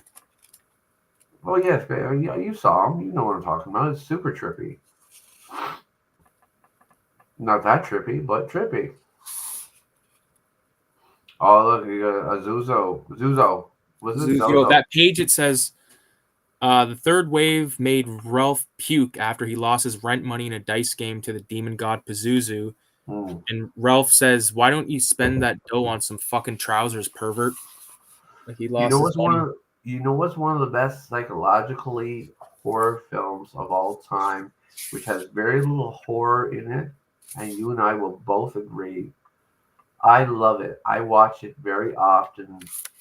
Is Exorcist 3. It has its moments. It's Exorcist good. 3 Legion is such a fucking good movie, bro. This is like the opening page. So like when you open the book, this is what you see. It's like from Creepshow, Yeah. Oh, I get and it. then, Yeah. and then like across is fucking little Is Ricky your bro Orton. still having anything to do with any of this? Is he helping out? Who's that? Your bro? No, he doesn't draw or write or anything like that. He loves the shit, but he doesn't like fucking he doesn't like draw or anything or like contribute. He's just a supporting actor in some of the He's films. just he's yeah, he's just a guy that'll act for me for free. Yeah, are you filming anything lately? I've gotten asked that a few times recently, and yeah, I have an idea. I just got to flesh it out. But like right now, I can't even do it right now anyway because it requires it being like nice outside with trees and shit, like leaves and stuff like that. Uh, so I'm focusing on the They western. just recently actually I don't know why I'm bringing this up, but there's a whole new wave of Tom Savini, Dick Smith, Parker. I think it's Parker. Uh, all these guys who were like the original, guys who were doing, um, masks and stuff like that at the time. But anyway, there's all these statues coming out, and they just released the first one, which is Fluffy. Oh yeah, from what from Creepshow? Yeah, that's the very first one that came out.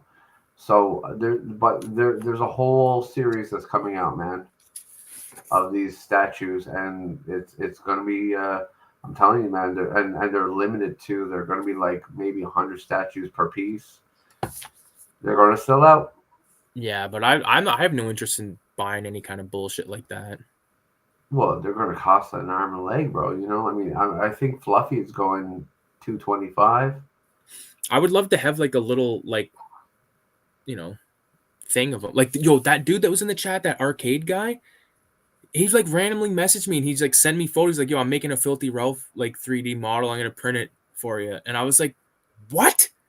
That's cool. I was like, what? That's bro. That's where it starts, bro. Yeah. That's cool, man. That's Like wicked. and like I don't know, man. I just think it's sick because like I said, like so 5 people have drawn Ralph and then one guy made like an action figure. Yeah, I mean, you come a long way with your shit, so it's good. It's good to see Yeah. that the people are showing a little, like, homage to what you're doing, because your work does deserve being paid off and homage, because I mean you've been putting in, man. You've been doing Yeah. good. Oh, fuck yeah. You've been doing good, bro. Like you're not just making fucking shit. You're making good No. stuff. Yeah, You it's know? all good, dude. And And now not only there's and not only that, 6 you're issues. including everyone. You're creating a community. Like, it's wicked. I mean, if you weren't, why the fuck, you got 30, what, 34, 35, 38 34 people? on this one. Exactly. So there's no way you can tell me that you're not creating a community. That's amazing, bro. You should be Yeah. super proud of what you're doing. Like I I think it's am, dude. wicked. I love it. I Yeah, love it. I'm super proud of you. I think it's awesome, bro. Yeah. Well, because the thing is, like, I went to film school and I thought maybe I could like enjoy that, but like, sure it was fun, good dope smoking, but I didn't learn nothing. The teachers were fucking dumb as fuck. Like, I felt like I knew more than half the teachers. Well, I was just They about didn't. to say that you did know more than they did. Yeah, and fucking like the They may have thing showed you is, how to use some of the machines that you didn't weren't not really, exposed to. not really. The only thing that they showed us was 3-point lighting. That was the only thing that was physically taught to us. 3-point lighting for 2-year fucking program film school, dude. Everything I else was forget just like, here, make a film with a group of I fucking forget 18-year-old retards. one of your films. I forget the name. I think it's called The Chest, The right? locker. The Locker. The Locker is probably, in my opinion, the quintessential Ricky film. That one is fucking really fucking good, bro. Dude, I have an idea right now. I have an idea. Do you wanna do like a live reaction to those films? yeah, You down for that? yeah, I'm down for that. Let me go have a cigarette first, and Yeah, I'll be go have a right back. cigarette. Yeah, go have a cigarette, and I'll get everything like ready. Yeah, I'm down for that because I'm telling you, like the Locker. I'm telling you, the Locker to me, it's up there. Like I'm subscribed to a lot of these, short film, whatever aftershocks and stuff like that. There's things that you were doing and you worked your way up, and but you got to a point where you were like doing things that were like very scary. They were good. They were scary. They had elements of fucking fear and terror. I'm telling you, The Locker is my favorite one. That's your favorite one? My honest God, dude, my favorite one. And I'm telling you, like, the reason why it encompasses everything that I love about horror. Like, it was like there was gore, suspense. There was suspense. I didn't know what I was doing. There was elements of Argento. There was elements of fucking Crichton. There was the grossness. There was elements of of Craven and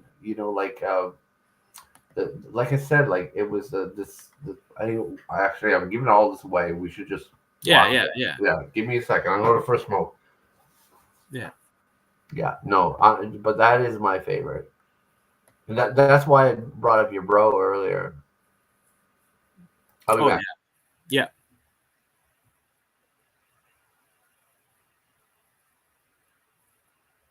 yeah. Oh fuck, this shit is OG, man. Like I'm telling you, guy. I don't even give a fuck if anyone sees this. Honestly, this is gonna be fun. I'll clip it. I'll clip this part, Sean. I don't know if you can hear me. Probably not. What's going on?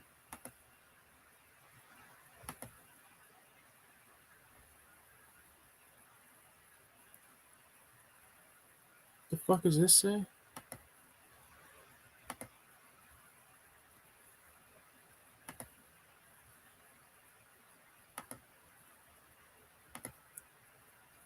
Gotta get it queued up. There. That should be good. Take a gander. Oh yeah. We move these guys out of the way.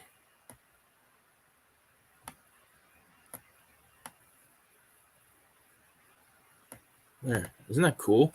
Isn't that cool, man? This is so radical.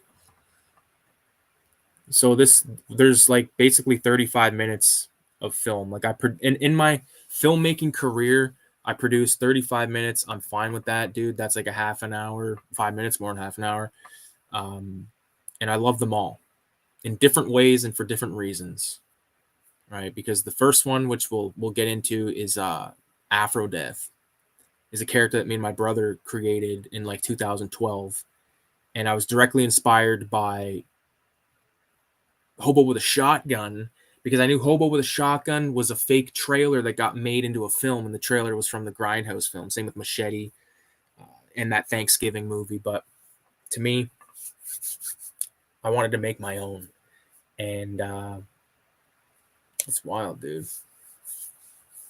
It is wild. I'm so stoned too. I'm like this is perfect like mode. I got like I got more than enough water for now. Got my zine finished. My new comic is done, dude. I'm done. It's the sense of accomplishment I have right now is like, that's how I feel. Because I was like, I wanted this thing to turn out sick, and like this is just black and white, and I'm like, dude, this is fucking sweet. I can't wait to see it all in color. Like not everything in color. Like most of it's actually not in color, but like the stuff that's in color is fantastic. Yeah, fuck, these are thick, dude. 30 pages. How insane. Like when you squeeze it closed, look at that shit.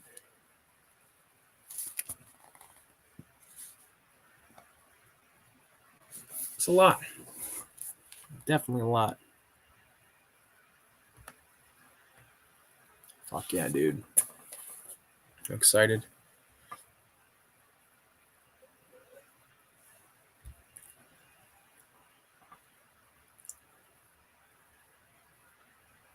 Hold on a second. I'm just fooling around for a second here. I'm looking for something. Yeah.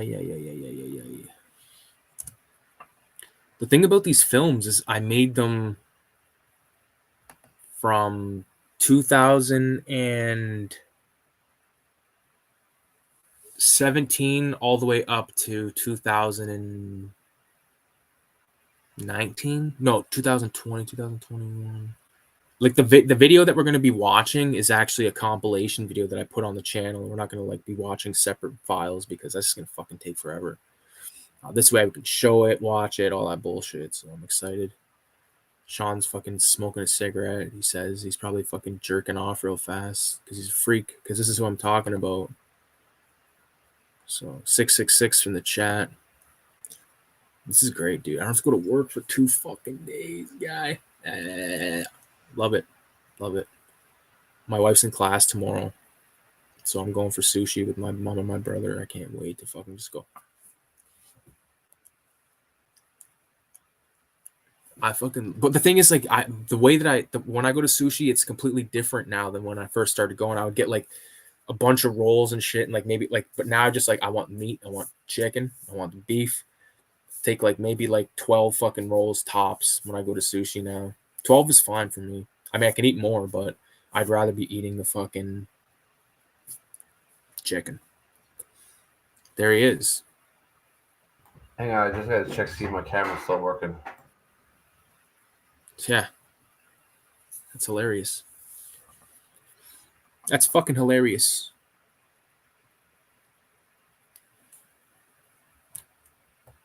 I'm trying to do something, but I don't remember how to do it. Oh, maybe that's it. Oh, fuck, that is it.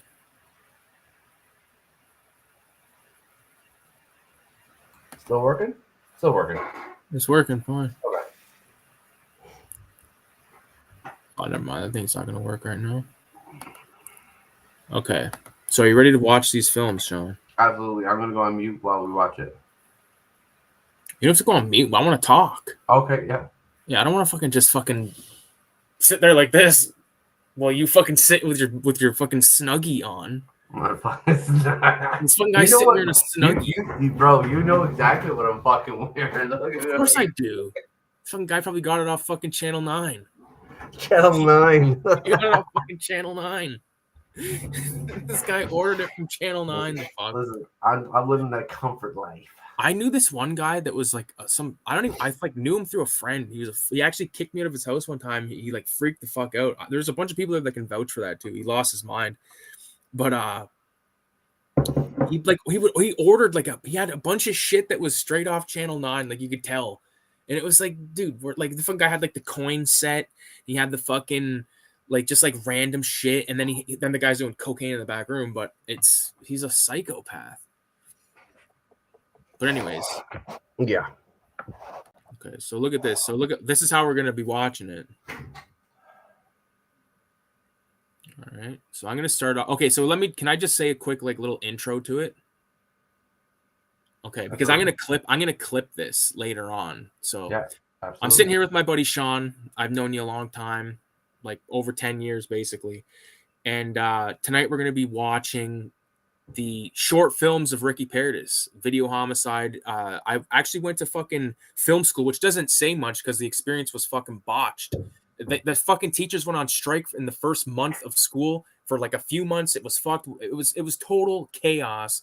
But I did meet some cool people, and I got to use good equipment, and that was the game changer. So these films you're about to watch were made between 2017 and like 2021, or maybe 22, but we're going to start off with Afro Death. And Sean knows my brother and knew about these films that I'd been making, previous to going to film school, I, uh, movies that we made in the backyard kind of stuff. And these films we're about to watch are backyard films, but they're definitely better than the ones we made that are like post or pre 2017. and at some point they should be compiled and released. I plan on doing that. I have the fucking DVDs made, not the DVDs, but I have like concept art made. Isn't there one called The Gun as well? Like The Gun? no. Okay, So no. there's here. I'll just play them. I'll just play Yeah, them. yeah. Let's watch.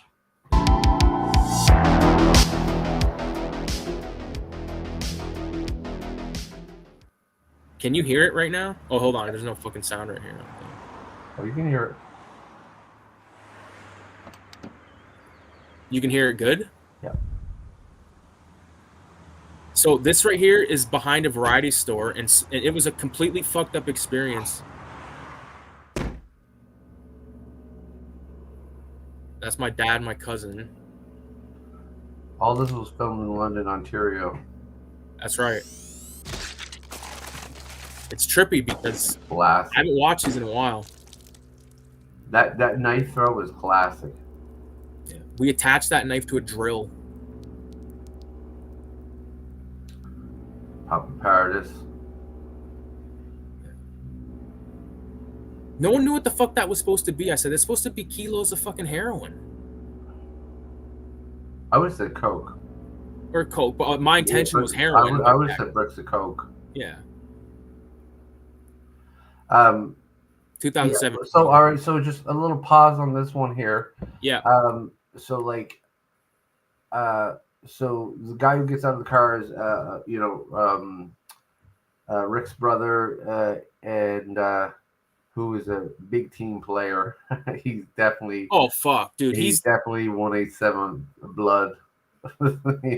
Yeah. But and your father too. But that I would say the standout shot in that was definitely the knife throw. I love that. Like, yeah, I love that. Well, that was actually part of a school project, and the project was to do a action sequence, which was just like a sequence of shots that are make up, like, you know what I'm saying. So when the teachers were on strike, I made that, and I helped my friend Dave Barrett make his short film.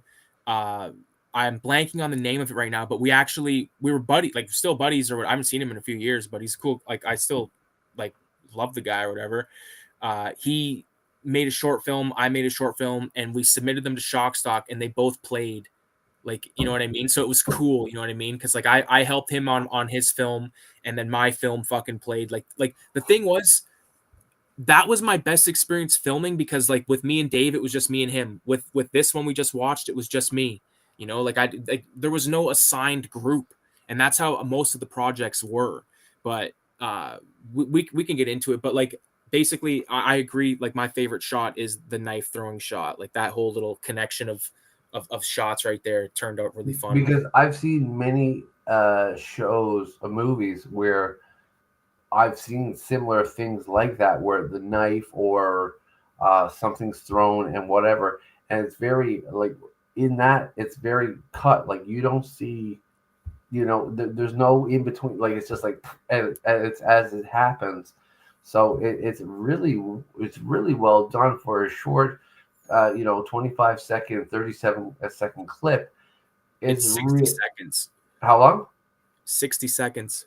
For a 60-second clip. But I'm talking about that the knife throw itself. I mean, it's it takes elements of movies I've seen, you know what I'm talking about, from whether it's, Death Wish or whatever, or even Well, you know what I like. You know what I like, and that's what I tried to put into those short films, And uh like the thing is, you're heavily influenced by exploitation films because that's what you were exposed to. yeah, Your father was very much, exposed you to a lot of exploitation films, good or bad, doesn't matter, but like a lot of good possibly, but some bad too. But good or bad, like you learn from that. yeah.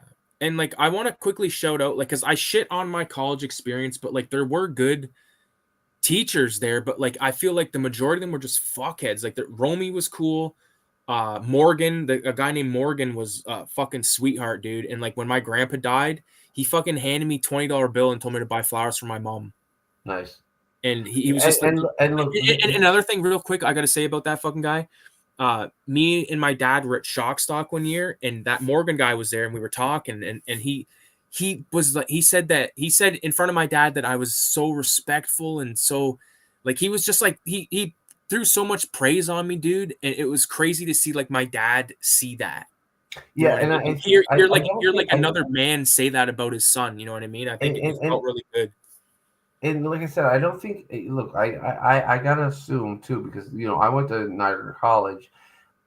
While I could shit on the program, and I knew more than the program, the people that I learned more from the people I went to school with, and I gathered more from the people I went to school with than I did from the program. So like, I don't think you're shitting on anyone in particular at all. By no Yeah. means. It's just because they didn't teach us how to, like, no one, there was no like real talk of like how to get a job. Like there wasn't What enough of that. I wanted to, I wish there was like an entire fucking, like there was not, I don't know. Well, what you were doing, you were already doing this, but like you had access to better equipment, just like you said earlier on, and I get that Yeah. but I mean that's the beauty of going to college. It's the people you meet, it's the connections you meet, and like you said, that guy, God bless him. Well, Yeah. chef's kiss. Yeah. Here, I'm going to hit the, That's a class this, act. That's class act, bro. oh yeah, Morgan, dude. And yeah, he was a solid dude. Charlie was fucking great. But anyways, uh this next film is called The Locker. And this is a film that we basically, like, every year at Fanshawe, where I went, Fanshawe College. I don't know if they still do it, but like you had to do a project that was called The Locker. And everyone was kind of doing, like something like the locker was a time machine or whatever the fuck, that kind of stuff. I wanted to do something that was like off the beaten path. So like I'm a comic collector, and that this is like my comic And collection. and if I could just say that this is personally my favorite. Okay. Here we go.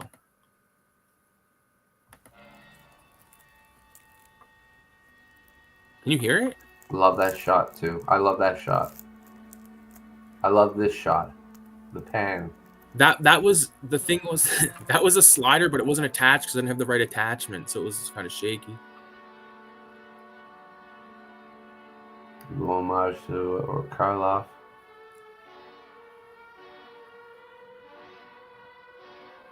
It's supposed to be like panels of a comic every shot, but I don't know if that translated that well. My dad was so drunk when we did this. He was so drunk. If you see the behind the scenes footage, man, you'll piss your pants.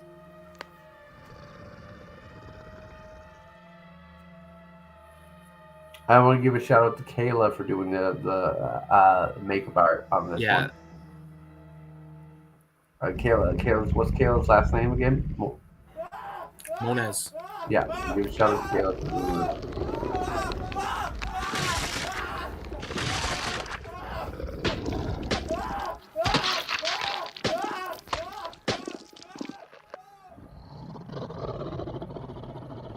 You couldn't believe how I drunk love the growl. I love the growl.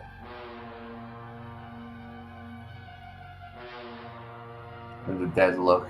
See, Nick knew what was going on, man. Nick is a fucking player, bro. So that was my locker problem. Okay, so pause that there. Okay, so First of all, like I said, give a shout out to fucking Kayla for doing the art, the makeup art, because the makeup is so grotesque. It's again, that's one of the things I love.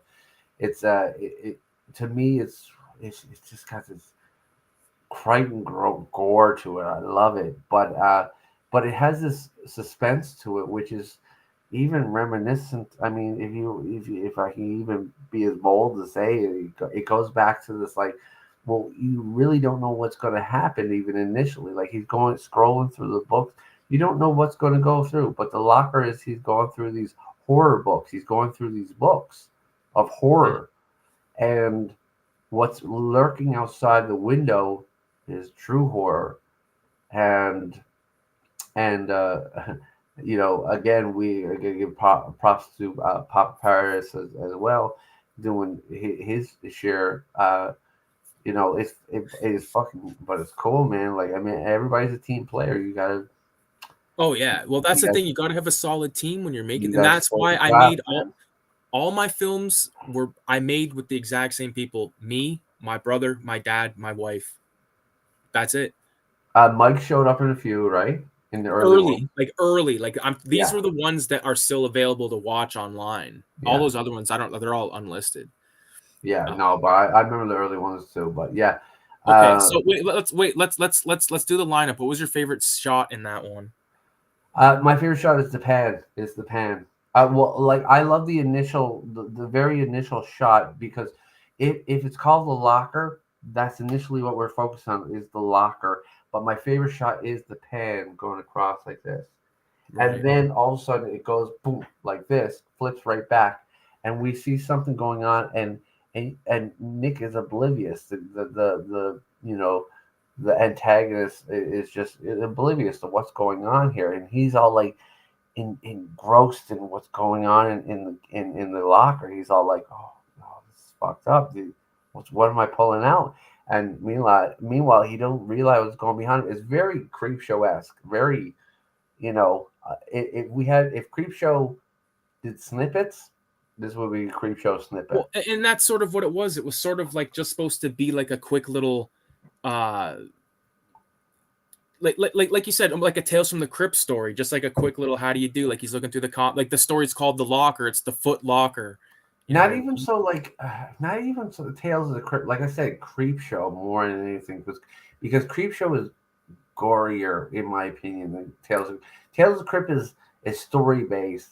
This one was you didn't need no words. You didn't know no words to understand what was going on. This guy, like I said, this guy, he found the box. He's looking in. He finds something fucked up. He's looking. He's like, and you can tell he's a bit spooked what he's pulling out. He's like, what? And meanwhile, the things that he's pulling out is so. While he feels like it's spooky, dude, what's going on behind you is infinitely worse and way more spooky and Yeah. way more terrifying than what's going to happen. And you're going to become part of what's in that box now because of that. So, Yeah. My favorite or shot locker. personally, my favorite shot in that one is where the fucking camera goes past the window and like you see the old man like in the windowsill. That to me was crazy. Like it's always crazy to see people in special effects makeup like in person because it's like holy fuck, this looks crazy. And like the next film we're about to watch, I think is called Midnight. It might be Midnight Marauder. I'm pretty sure it is. Well, It's basically a video store one. my like I said, my favorite shot. The reason why it's my favorite shot, again, because it's our last transition of innocence going into before we actually see the horror, because we see the it panels across and like this, and I know what's coming because I know I'm in store for horror. That's why I'm watching it, so I know what I'm in store for. But Nick, the antagonist, doesn't know what he's in store for, so I'm watching Nick, and that's the moment that I'll be like, Nick, look behind you, bro. Come on, man. Mhm. So that's why it's a favorite shot of mine, but it's also so smooth and it goes like that. And then it transitions into your favorite shot. Right. So Yeah. No, that was a good one. yeah. And like I said, big shout out to Kayla for doing the fucking motley, disgusting gore. I love it. Kayla, yeah, months. Love it. Oh yeah, There that's you sick. go. Isn't that That's a nice sick? little ending too. That's cool. There you go. Hold on, I'm playing that again because I didn't know it was there. I forgot. Yeah. Yeah, let's go back and watch. Let's watch this one again. Let's go back. All right, hold on. Okay.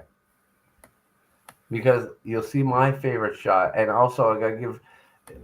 I love the little homage to why you're doing. You know, like Karloff. I love it. You know.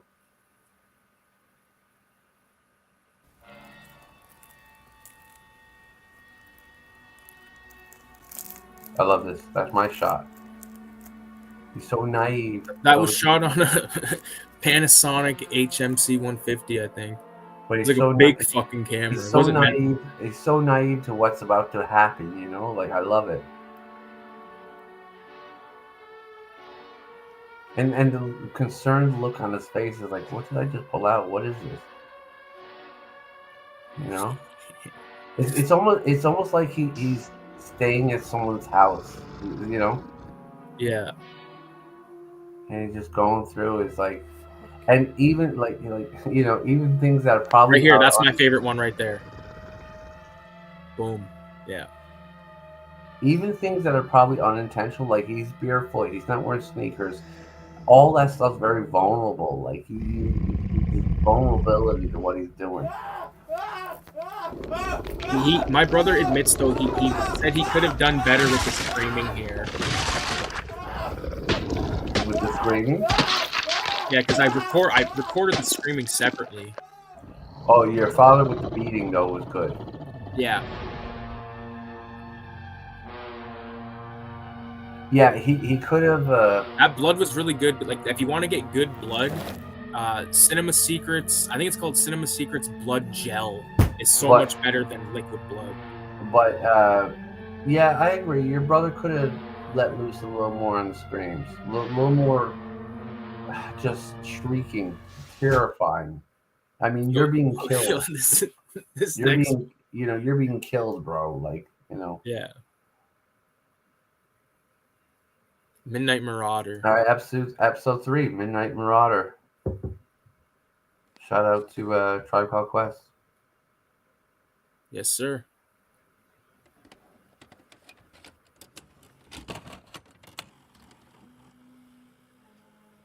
I love that shot too. Very clean.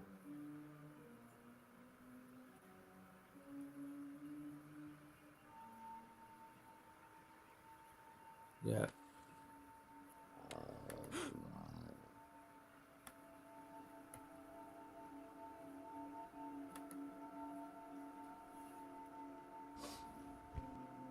I love that little smirk. Yeah.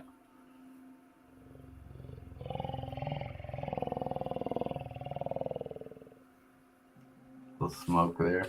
Little dart. That cigarette you noticed today? Yeah.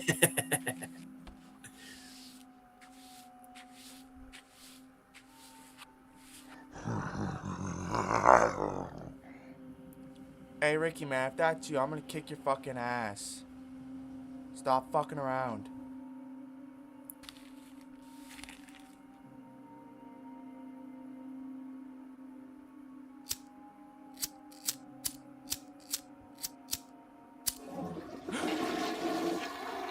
You need to clean up in here more often. This shit box is gross. What the hell were you doing in there, old man? Performing a fucking exorcism? Must have been that Jamaican food I ate last night. My ass, you got a demon inside you. Any new porno? Just what you see, pal. Hey, we specialize in Feels the horror, smoke on him. not whores. Maybe that's why it's so dead around here. I do alright here.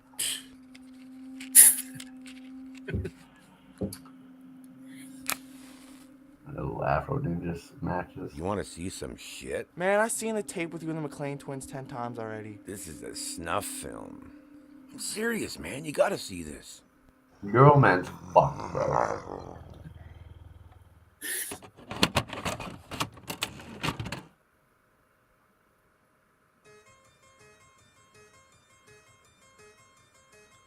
Love the music. What the fuck is this, old man? Just wait for it.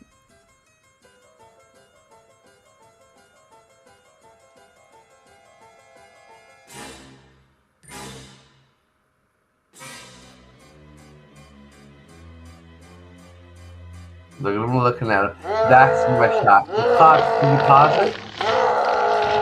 Okay. I know we were going to watch it all the way through. Watch this. Hold on. Watch this.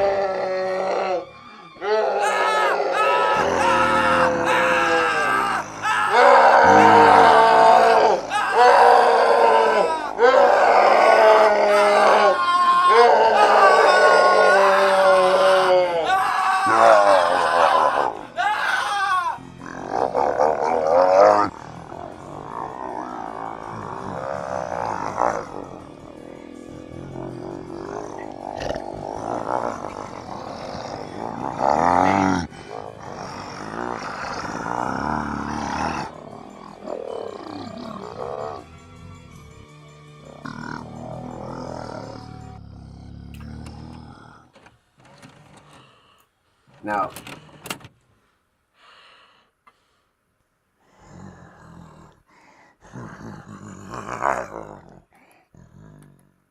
what I like about that, it is a continuation of the locker.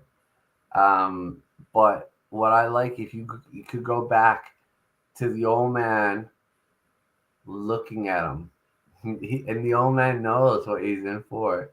And he's like, "Oh, I came out." It's almost like your old man's like the boogeyman incarnate. Like your old man, there, right there. If I could pause that, look at the look in his eye, dude. Go back, look right fucking there. Look, one eye's a little wonkier than the other. He's smoke out of the corner of the eye. If there's ever a reason, man, I'm telling you. And he's looking at this young fella, and he's looking up at him. And he's looking at the video. He don't give a fuck what's playing on the camera. He don't give a fuck what's playing on the video. He knows what's coming. Yeah. He's looking at him. He's all like, it's almost like the equivalent of salting the meat, like Stephen King's It. They like scaring the kids was like salting the meat before he ate them. But but from here to the next like 5 to 10 seconds, it reminds me of the birthday scene in the or maybe other scenes in Demons 2, which again is one of my favorite films of all time. But it reminds me of that. It's just like everything's happening so fast that you don't need to see the claw ripping or the blood, or like in the last one where it was the beating. You know what's happening. Like I said. Well, that was so like that shot of just my dad standing there in front of the movies. And this is actually, if you want to get like very like deep, like check this out. Like I don't like this is. So like the shots that you see of old man in front of the movie shelf. So right there, if you look behind him, all these taped movies, these are all my dad's taped movies that he made back in like The Blob that I've always talked about, Halloween 1 and 2, the famous Halloween 1 and 2 tape, Invasion of the Body Snatchers, Village of the Damned, Bride of Frankenstein, Fahrenheit 451, like Nosferatu's down here, Shakes the Clown. That's how I saw those movies for the first time. And he's standing in front of them with that makeup. Like when in the basement, when that was happening, it was so fucking cool to see, dude, like in person. Well, yeah, and of course, like I said, I've known you over 10 years, and I know your roots. I know where you come from when it comes from all this shit.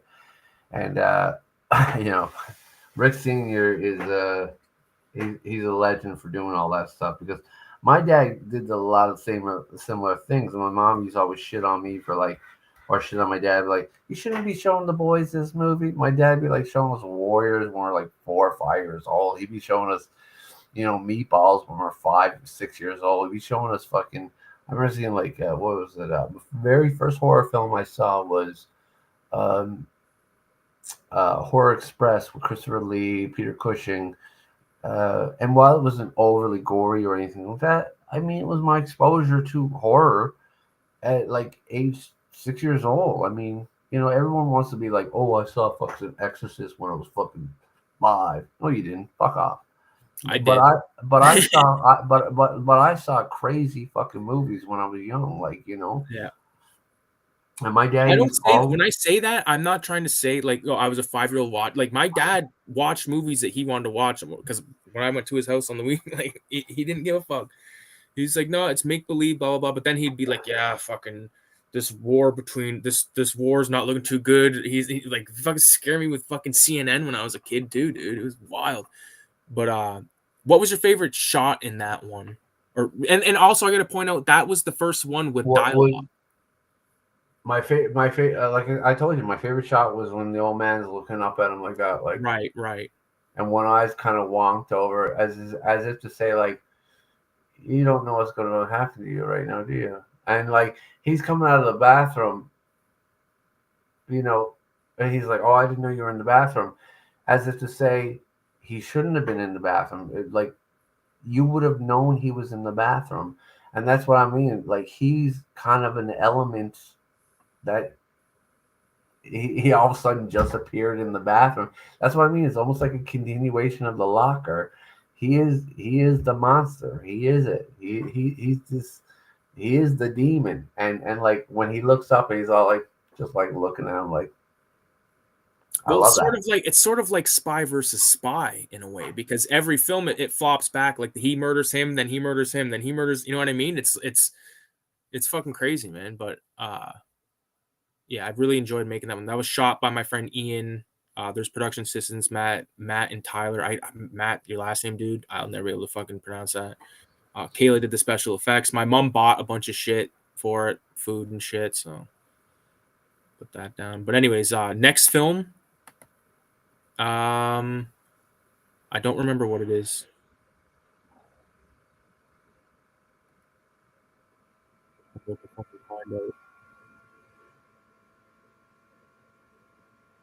Godzilla Video is my old handle. Oh yeah, Purple Demon. Oh, the Purple Demon.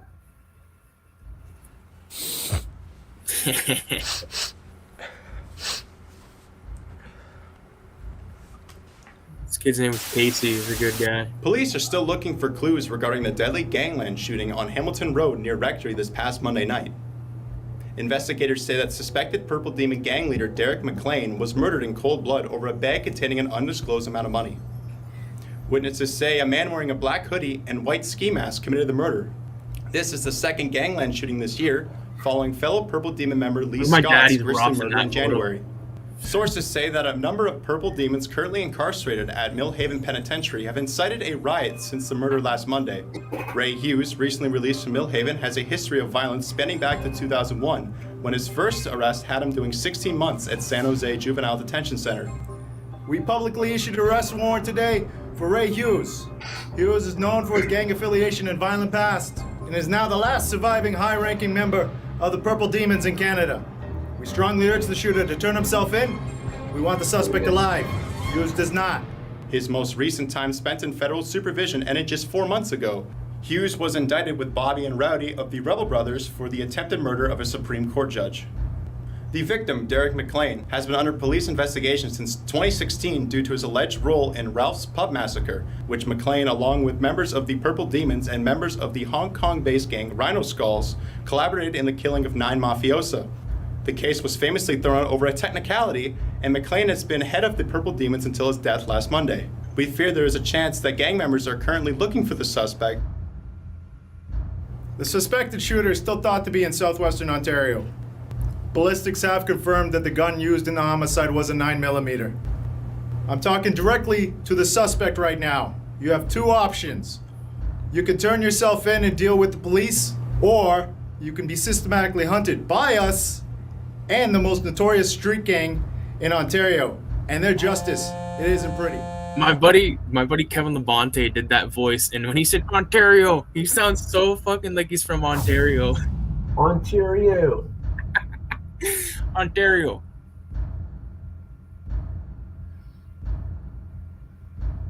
I left it unknown to what he heard over the phone. There's my brother in the car, and that chick right there actually got me a job in fucking Toronto once. Film gig.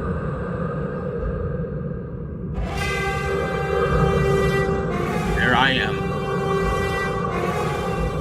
That's my first time being in a film.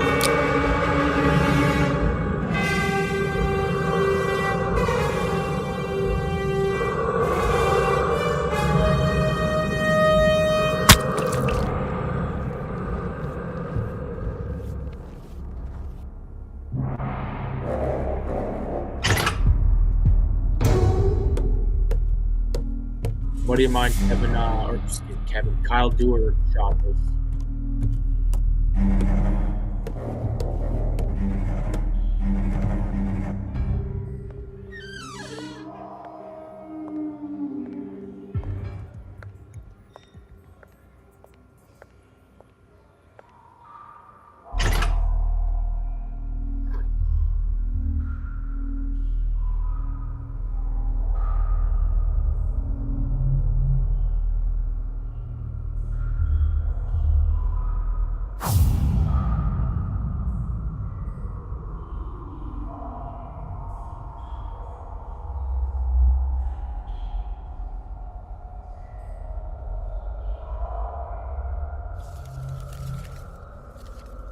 I think this would play good as a comic. I think I could expand on the story in a comic book.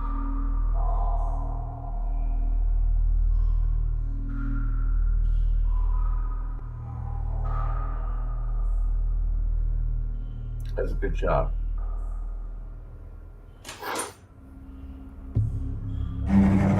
The glowing ring is a good job.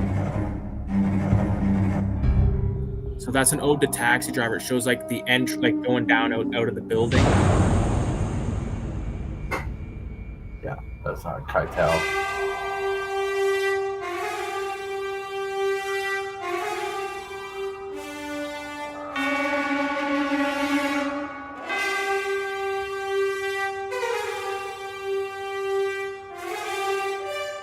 So yeah, that one right there, I really do love that one, and that's if I was gonna expand on one, like make like a full length film, it would be that story.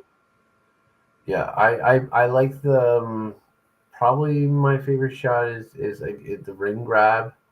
You know, he's like looking at the cash, don't give a shit about that. He's after the ring grab because that eliminates the whole, you know, the gang affiliation. You know, it's like, Well, I want it to be like it's serious shit because like he left all that cash and took the ring. You know what I mean? Because like that's really the thing that's in power. And earlier on in the film, there's like a shot where it shows like a police seized photo of me holding like with the ring on my finger, giving the camera the finger. But yeah, no, that was a really one. My favorite shot is when Nick comes into the room with the pistol, like comes into the apartment with the fucking gun out. I love that shit. well, there was one shot where he comes in and he's walking by, and you can see your graduation picture. And Yeah, it's not even graduation. It's like grade 5. It's like my grade 5 school photo. The old man's got hung up on the wall. I saw it. That's funny. Oh my god. Yeah. All right, I'll play. Oh fuck. Play the next one here. Like here's an example of school. Like this chick, it says audio because it was a school project, but she wasn't even there. She was only there for one fucking day on one thing. So I was like, dude, whatever.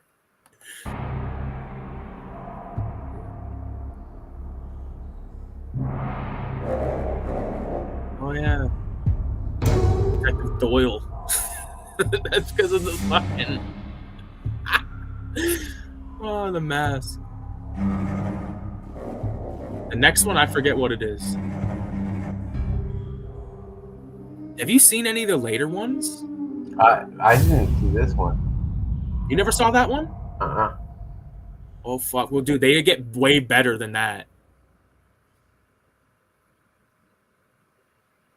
This next, oh, Spiral Scratch, dude.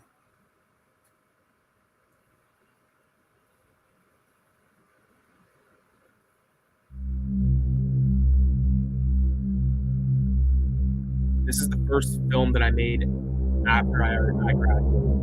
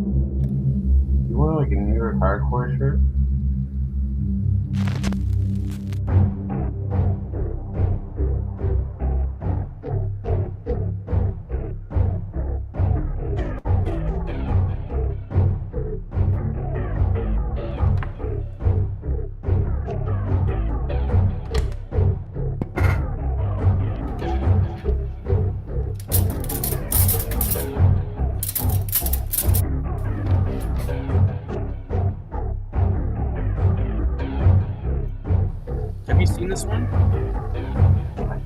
I might have.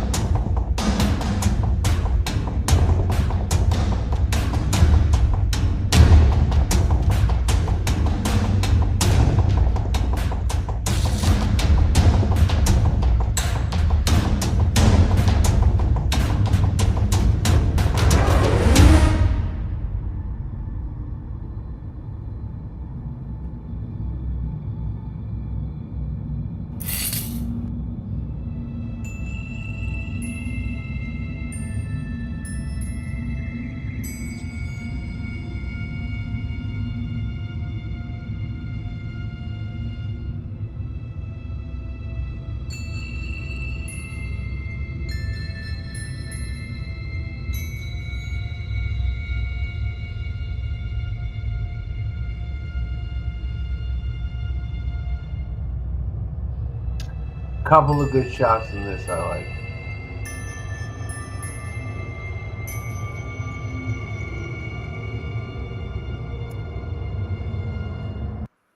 So I like. I gotta say one thing real fast. Yeah. That film played at my childhood drive-in, the Mustang drive-in, in between Evil Dead and Pieces. Hell yeah, boy.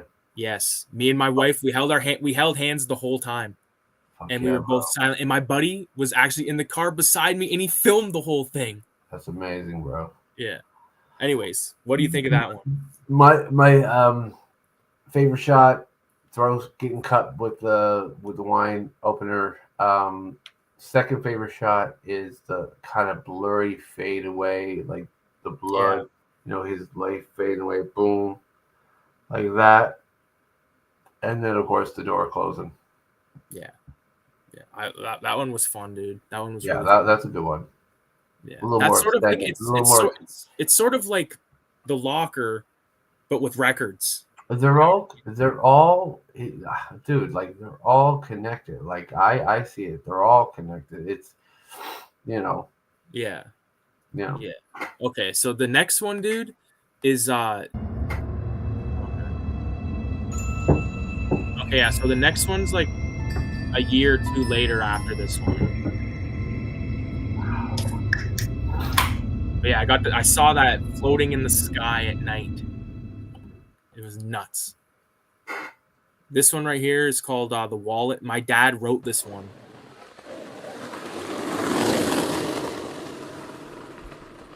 Using a drone for this?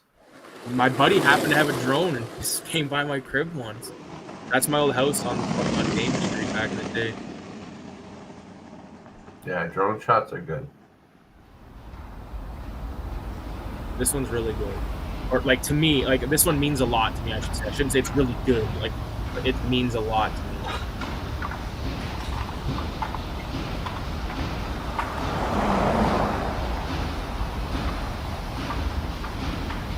This guy wrote it, eh? Have you seen this one? Nope. Oh my god.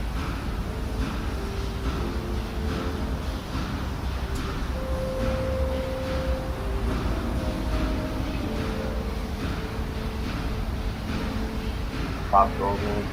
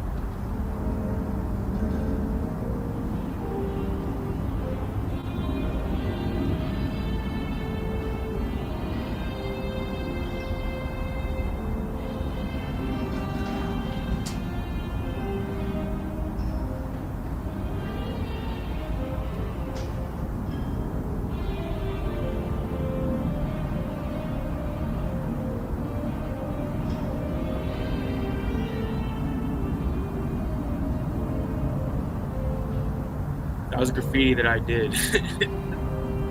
Like those two heads it showed back there. And then same with that, like yellow head, but then it was to reveal this. I did this elevator shaft. See the purple demon on it?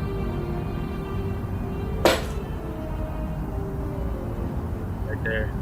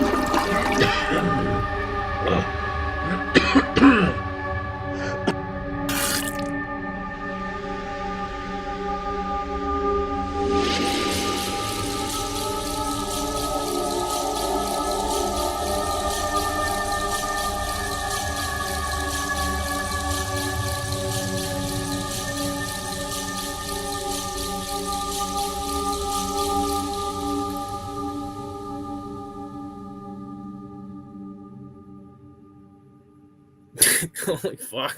That's fucking fucked up. I'll say, man, I've been there, bro.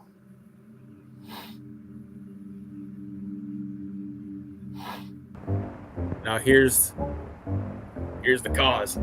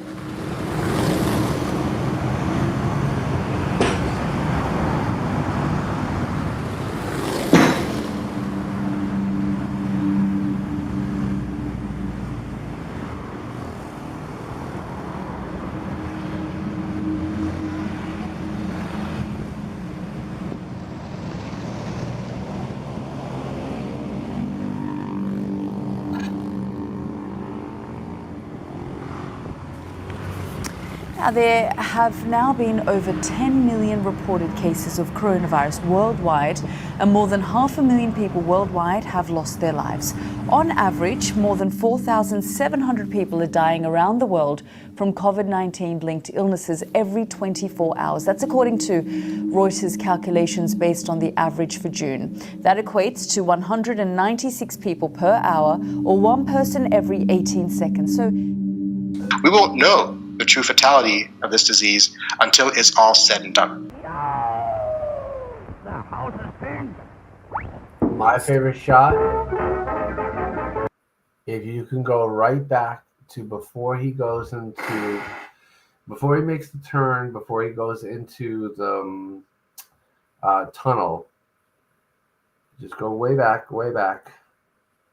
Okay, he's walking. All right, just let's see here. Hang on.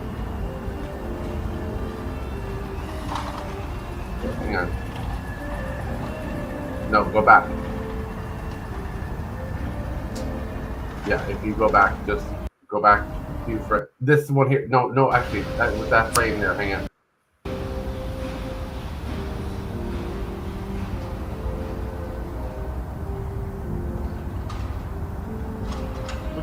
I don't know where you mean. Hold on. Just tell me when. This one here. This bleakness here of the clouds and the color of the tone, it's very gray. It's just, It sets the tone. As soon as I saw it, I was like, it sets the tone for this bleakness of like,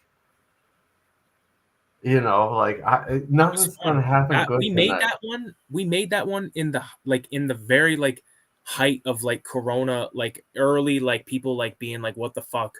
And at the end, when you see that gas station, gas was like 90 something cents a liter. It's Yeah. like, holy fuck, dude. But this shot here, when he was walking by, first thing I thought of was like, man, this is like really bleak. Like, you know, and it did set the tone for the bleakness of it all, right? Like, it's just. Well, this is and I'm telling you, it was a I good. mean, whether it was shoot, intentional man. It was or a fun shoot. unintentional, whether it was intentional or unintentional, I don't know. But this shot here, Oh yeah, it's very bleak. it's because like, you see that bus in the background, like that beat up bus. It's the reason why that's in there is because I initially shot this shot first. Hold on.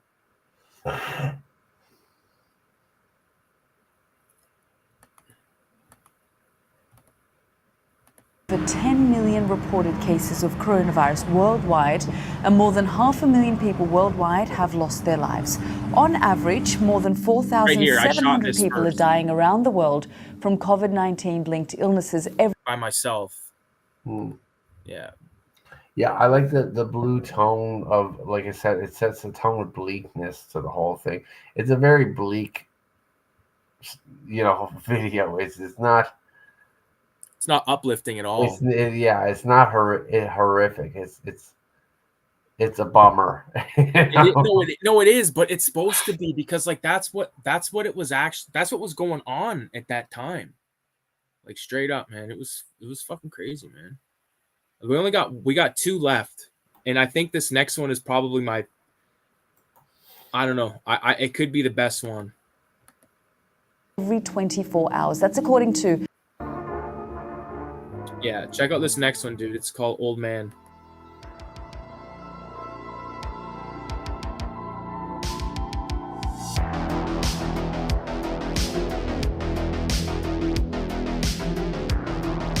The cops were in the parking lot there when we were filming.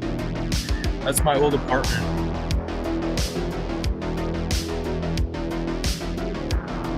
Like fun.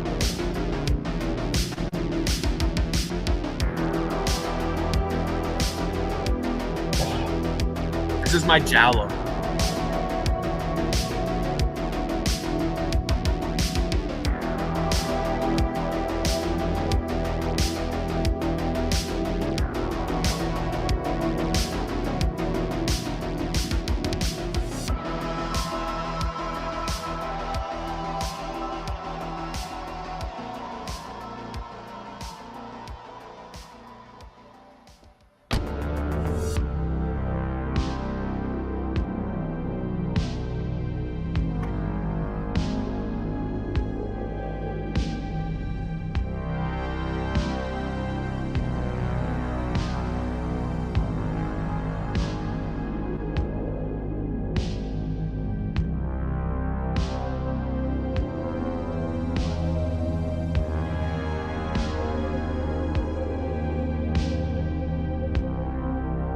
In Canada where you wear shorts when it's snowing out.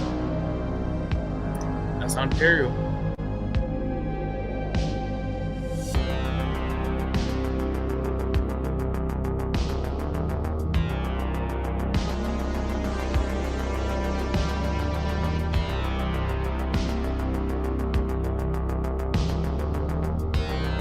Nice shot.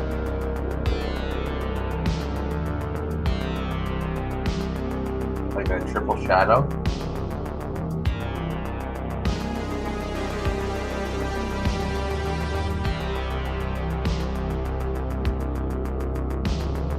Zoom out and play. Nice.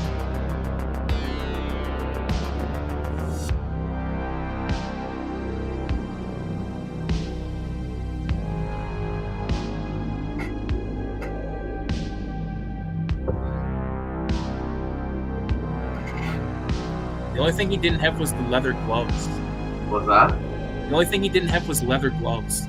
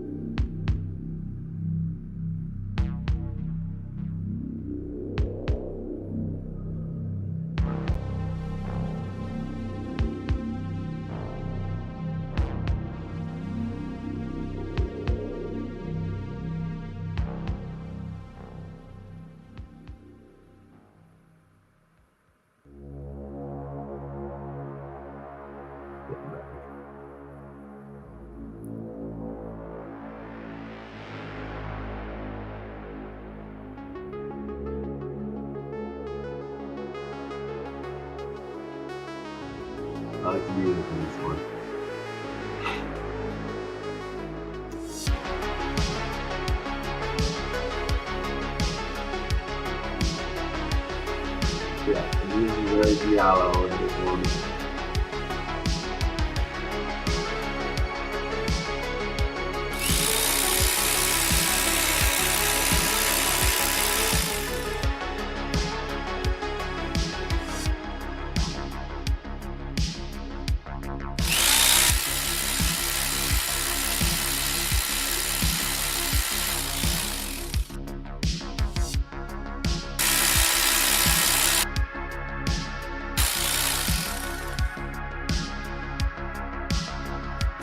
Yeah, baby.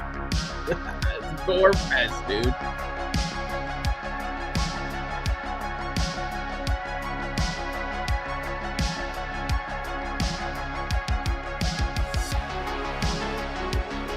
This might be my favorite. Dude, isn't that one sweet, dude? All right, so like, there's a couple of shots in this right off the bat. I knew you would love that one. Yeah, the still frame at the end. Yeah. Love that. Just the Yeah. still frame, like, just, that's all you're gonna get. You're not getting no more. Yeah. That's it, done. But do you know what I mean? It has like that like I wanted to make it like a giallo, like, cause it's not a supernatural murder. It's like a. There's a lot of shots in this I like. This one was really. It's clearly this was later in your schooling. Like this was way out of school. Yeah, this one. This is probably my favorite now, to be honest. Yeah. Yeah. I like the locker. I like the locker as a short, but this one was good. This one was good. I appreciate it. But if I go back, like I said, one of my favorite shots. Again, you talk about Giallo style. If you go back to when he comes in the door, he unlocks the door. Go back to there. There's a triple shadow that happens on the wall. Oh yeah, I know what you mean. Okay, that triple shadow that happens on the wall after he comes in. Okay, watch that. Here you go. That's it. Yeah. That triple shadow is so brava, so fucking Argento. That's exactly what they would have done. Because this is my favorite shot is right here, dude. It's almost like it's this quick zoom. Lighting. This quick zoom on the killer. This whole sequence, but like the quick zoom part. I also like the wrist cuff too, but the bloody wrist.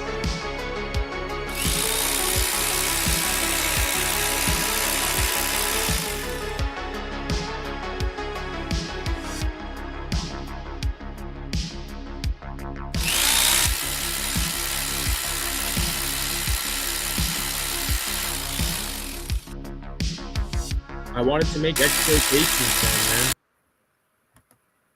That's it. I wanted to make it. Like, and there's one more, but I didn't. It's not really. It's sort of another action sequence. So it opens with an action sequence and ends with an action sequence. But I think leave on this one, because this one to me, like I said, this is now my favorite. This one is awesome. It's pretty cool, eh? Yeah, like, there was many shots that I liked about it. First of all, I love the fonts as we went in. When we go in, the music is amazing. And did you catch the opening shot when he comes in? Watch the cops. Hold on.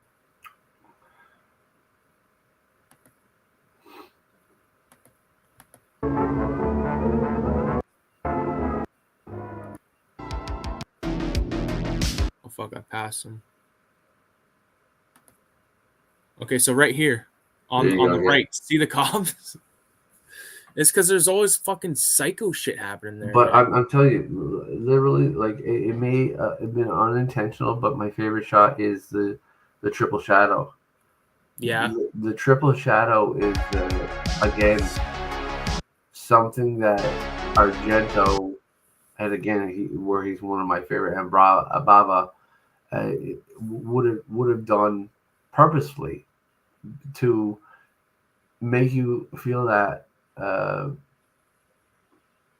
That not only are you watching this, but there was something that was highlighting this as if somebody else was watching this. Somebody else has intended this to happen. Yeah. And like we were meant to watch what's happening here. This is a bird's eye view of what was happening. whether that's intentional or not, maybe I'm reading too much. I don't know. No, you're not, because like in a lot of Giallo films, like we see what the killer's doing, and then we see what the fucking the main guy's doing, or main gal, whatever the fuck. And I really like sort of the I guarantee you it's fun to make. Bottom I've line. seen shots like that triple shadow.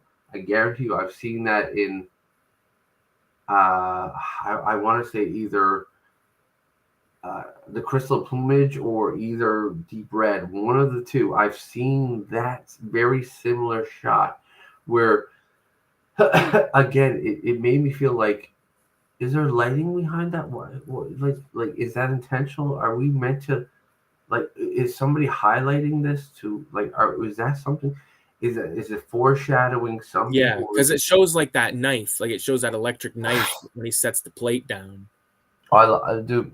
Look, I'm a big fan of yours. Like, I love it. I love all your stuff. You know that. All right, so here's the last one.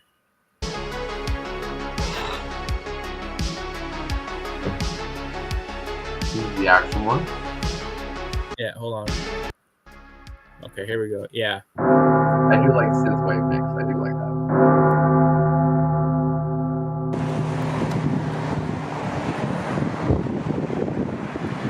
Smoking a blunt, dude. I got a machete in my backpack.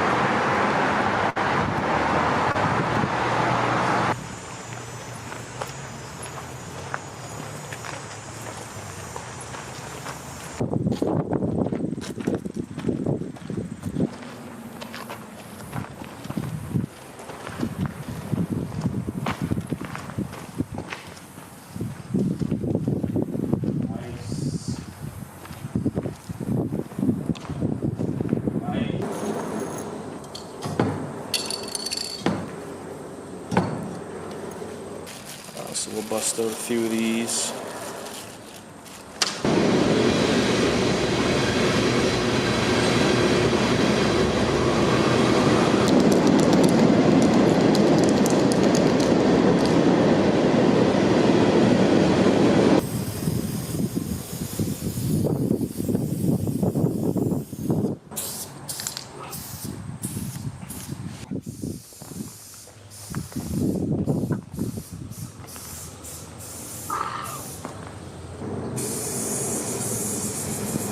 Well, this is what I was saying earlier too about the Boris Karloff shots in the other films with Yeah.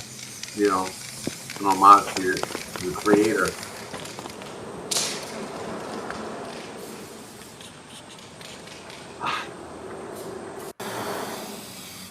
This is my friend Ricky committing a crime. I don't give a fuck. I don't give a fuck. I never did a business. I only did under bridges and trains.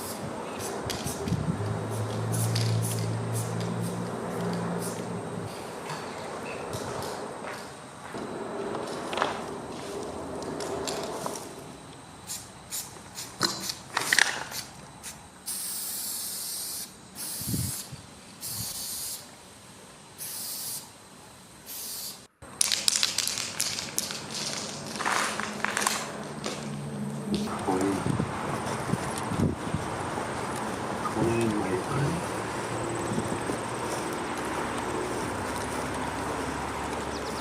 And my buddy Kevin shot that. So those are the films, my films that I produced and directed. It was fun. After you did that piece, you know what you should have had? Somebody What? who came up with, just like, shot you in the head afterwards. No, that's awesome, bro. I fucking love that, man. That's good. I love all your shit. You know that. It was cool to watch those with you, man, because like, it's cool.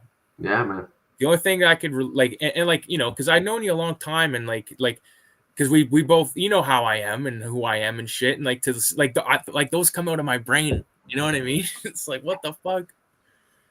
Oh, yeah, man. like I said, you've come a long way. Not to just But now I focus. My focus is on comics, man, because it's so much. Like, to me, it's a beautiful way to spend my time on the planet. I get a lot of enjoyment out of it. It's definitely a more as far as a medium that you can get out there a lot more accessibly. Yeah.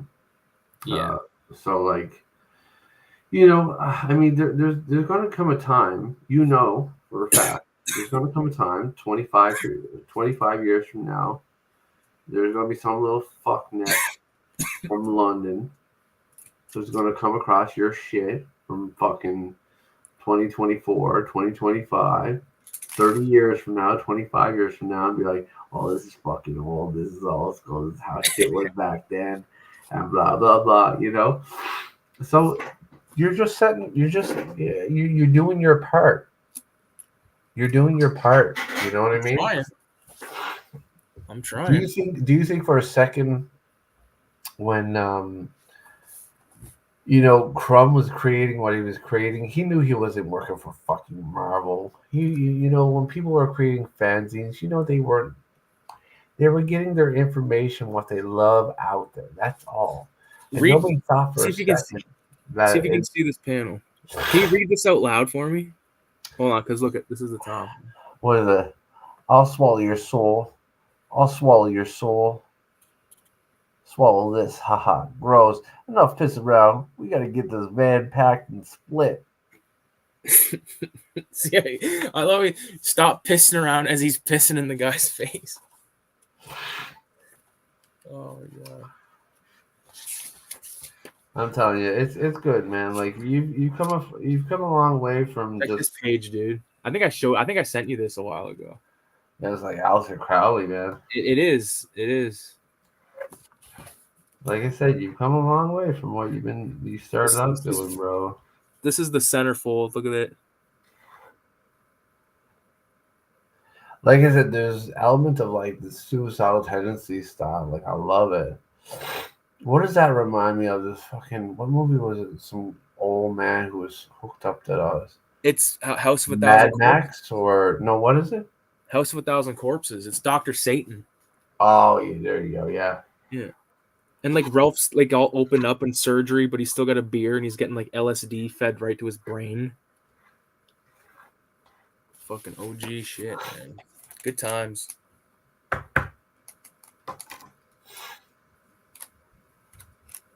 Wow. I got the camera there for a second. That's crazy shit, dude. Green salsa pepper. I didn't even realize that. That's funny as fuck. Oh my goodness gracious me.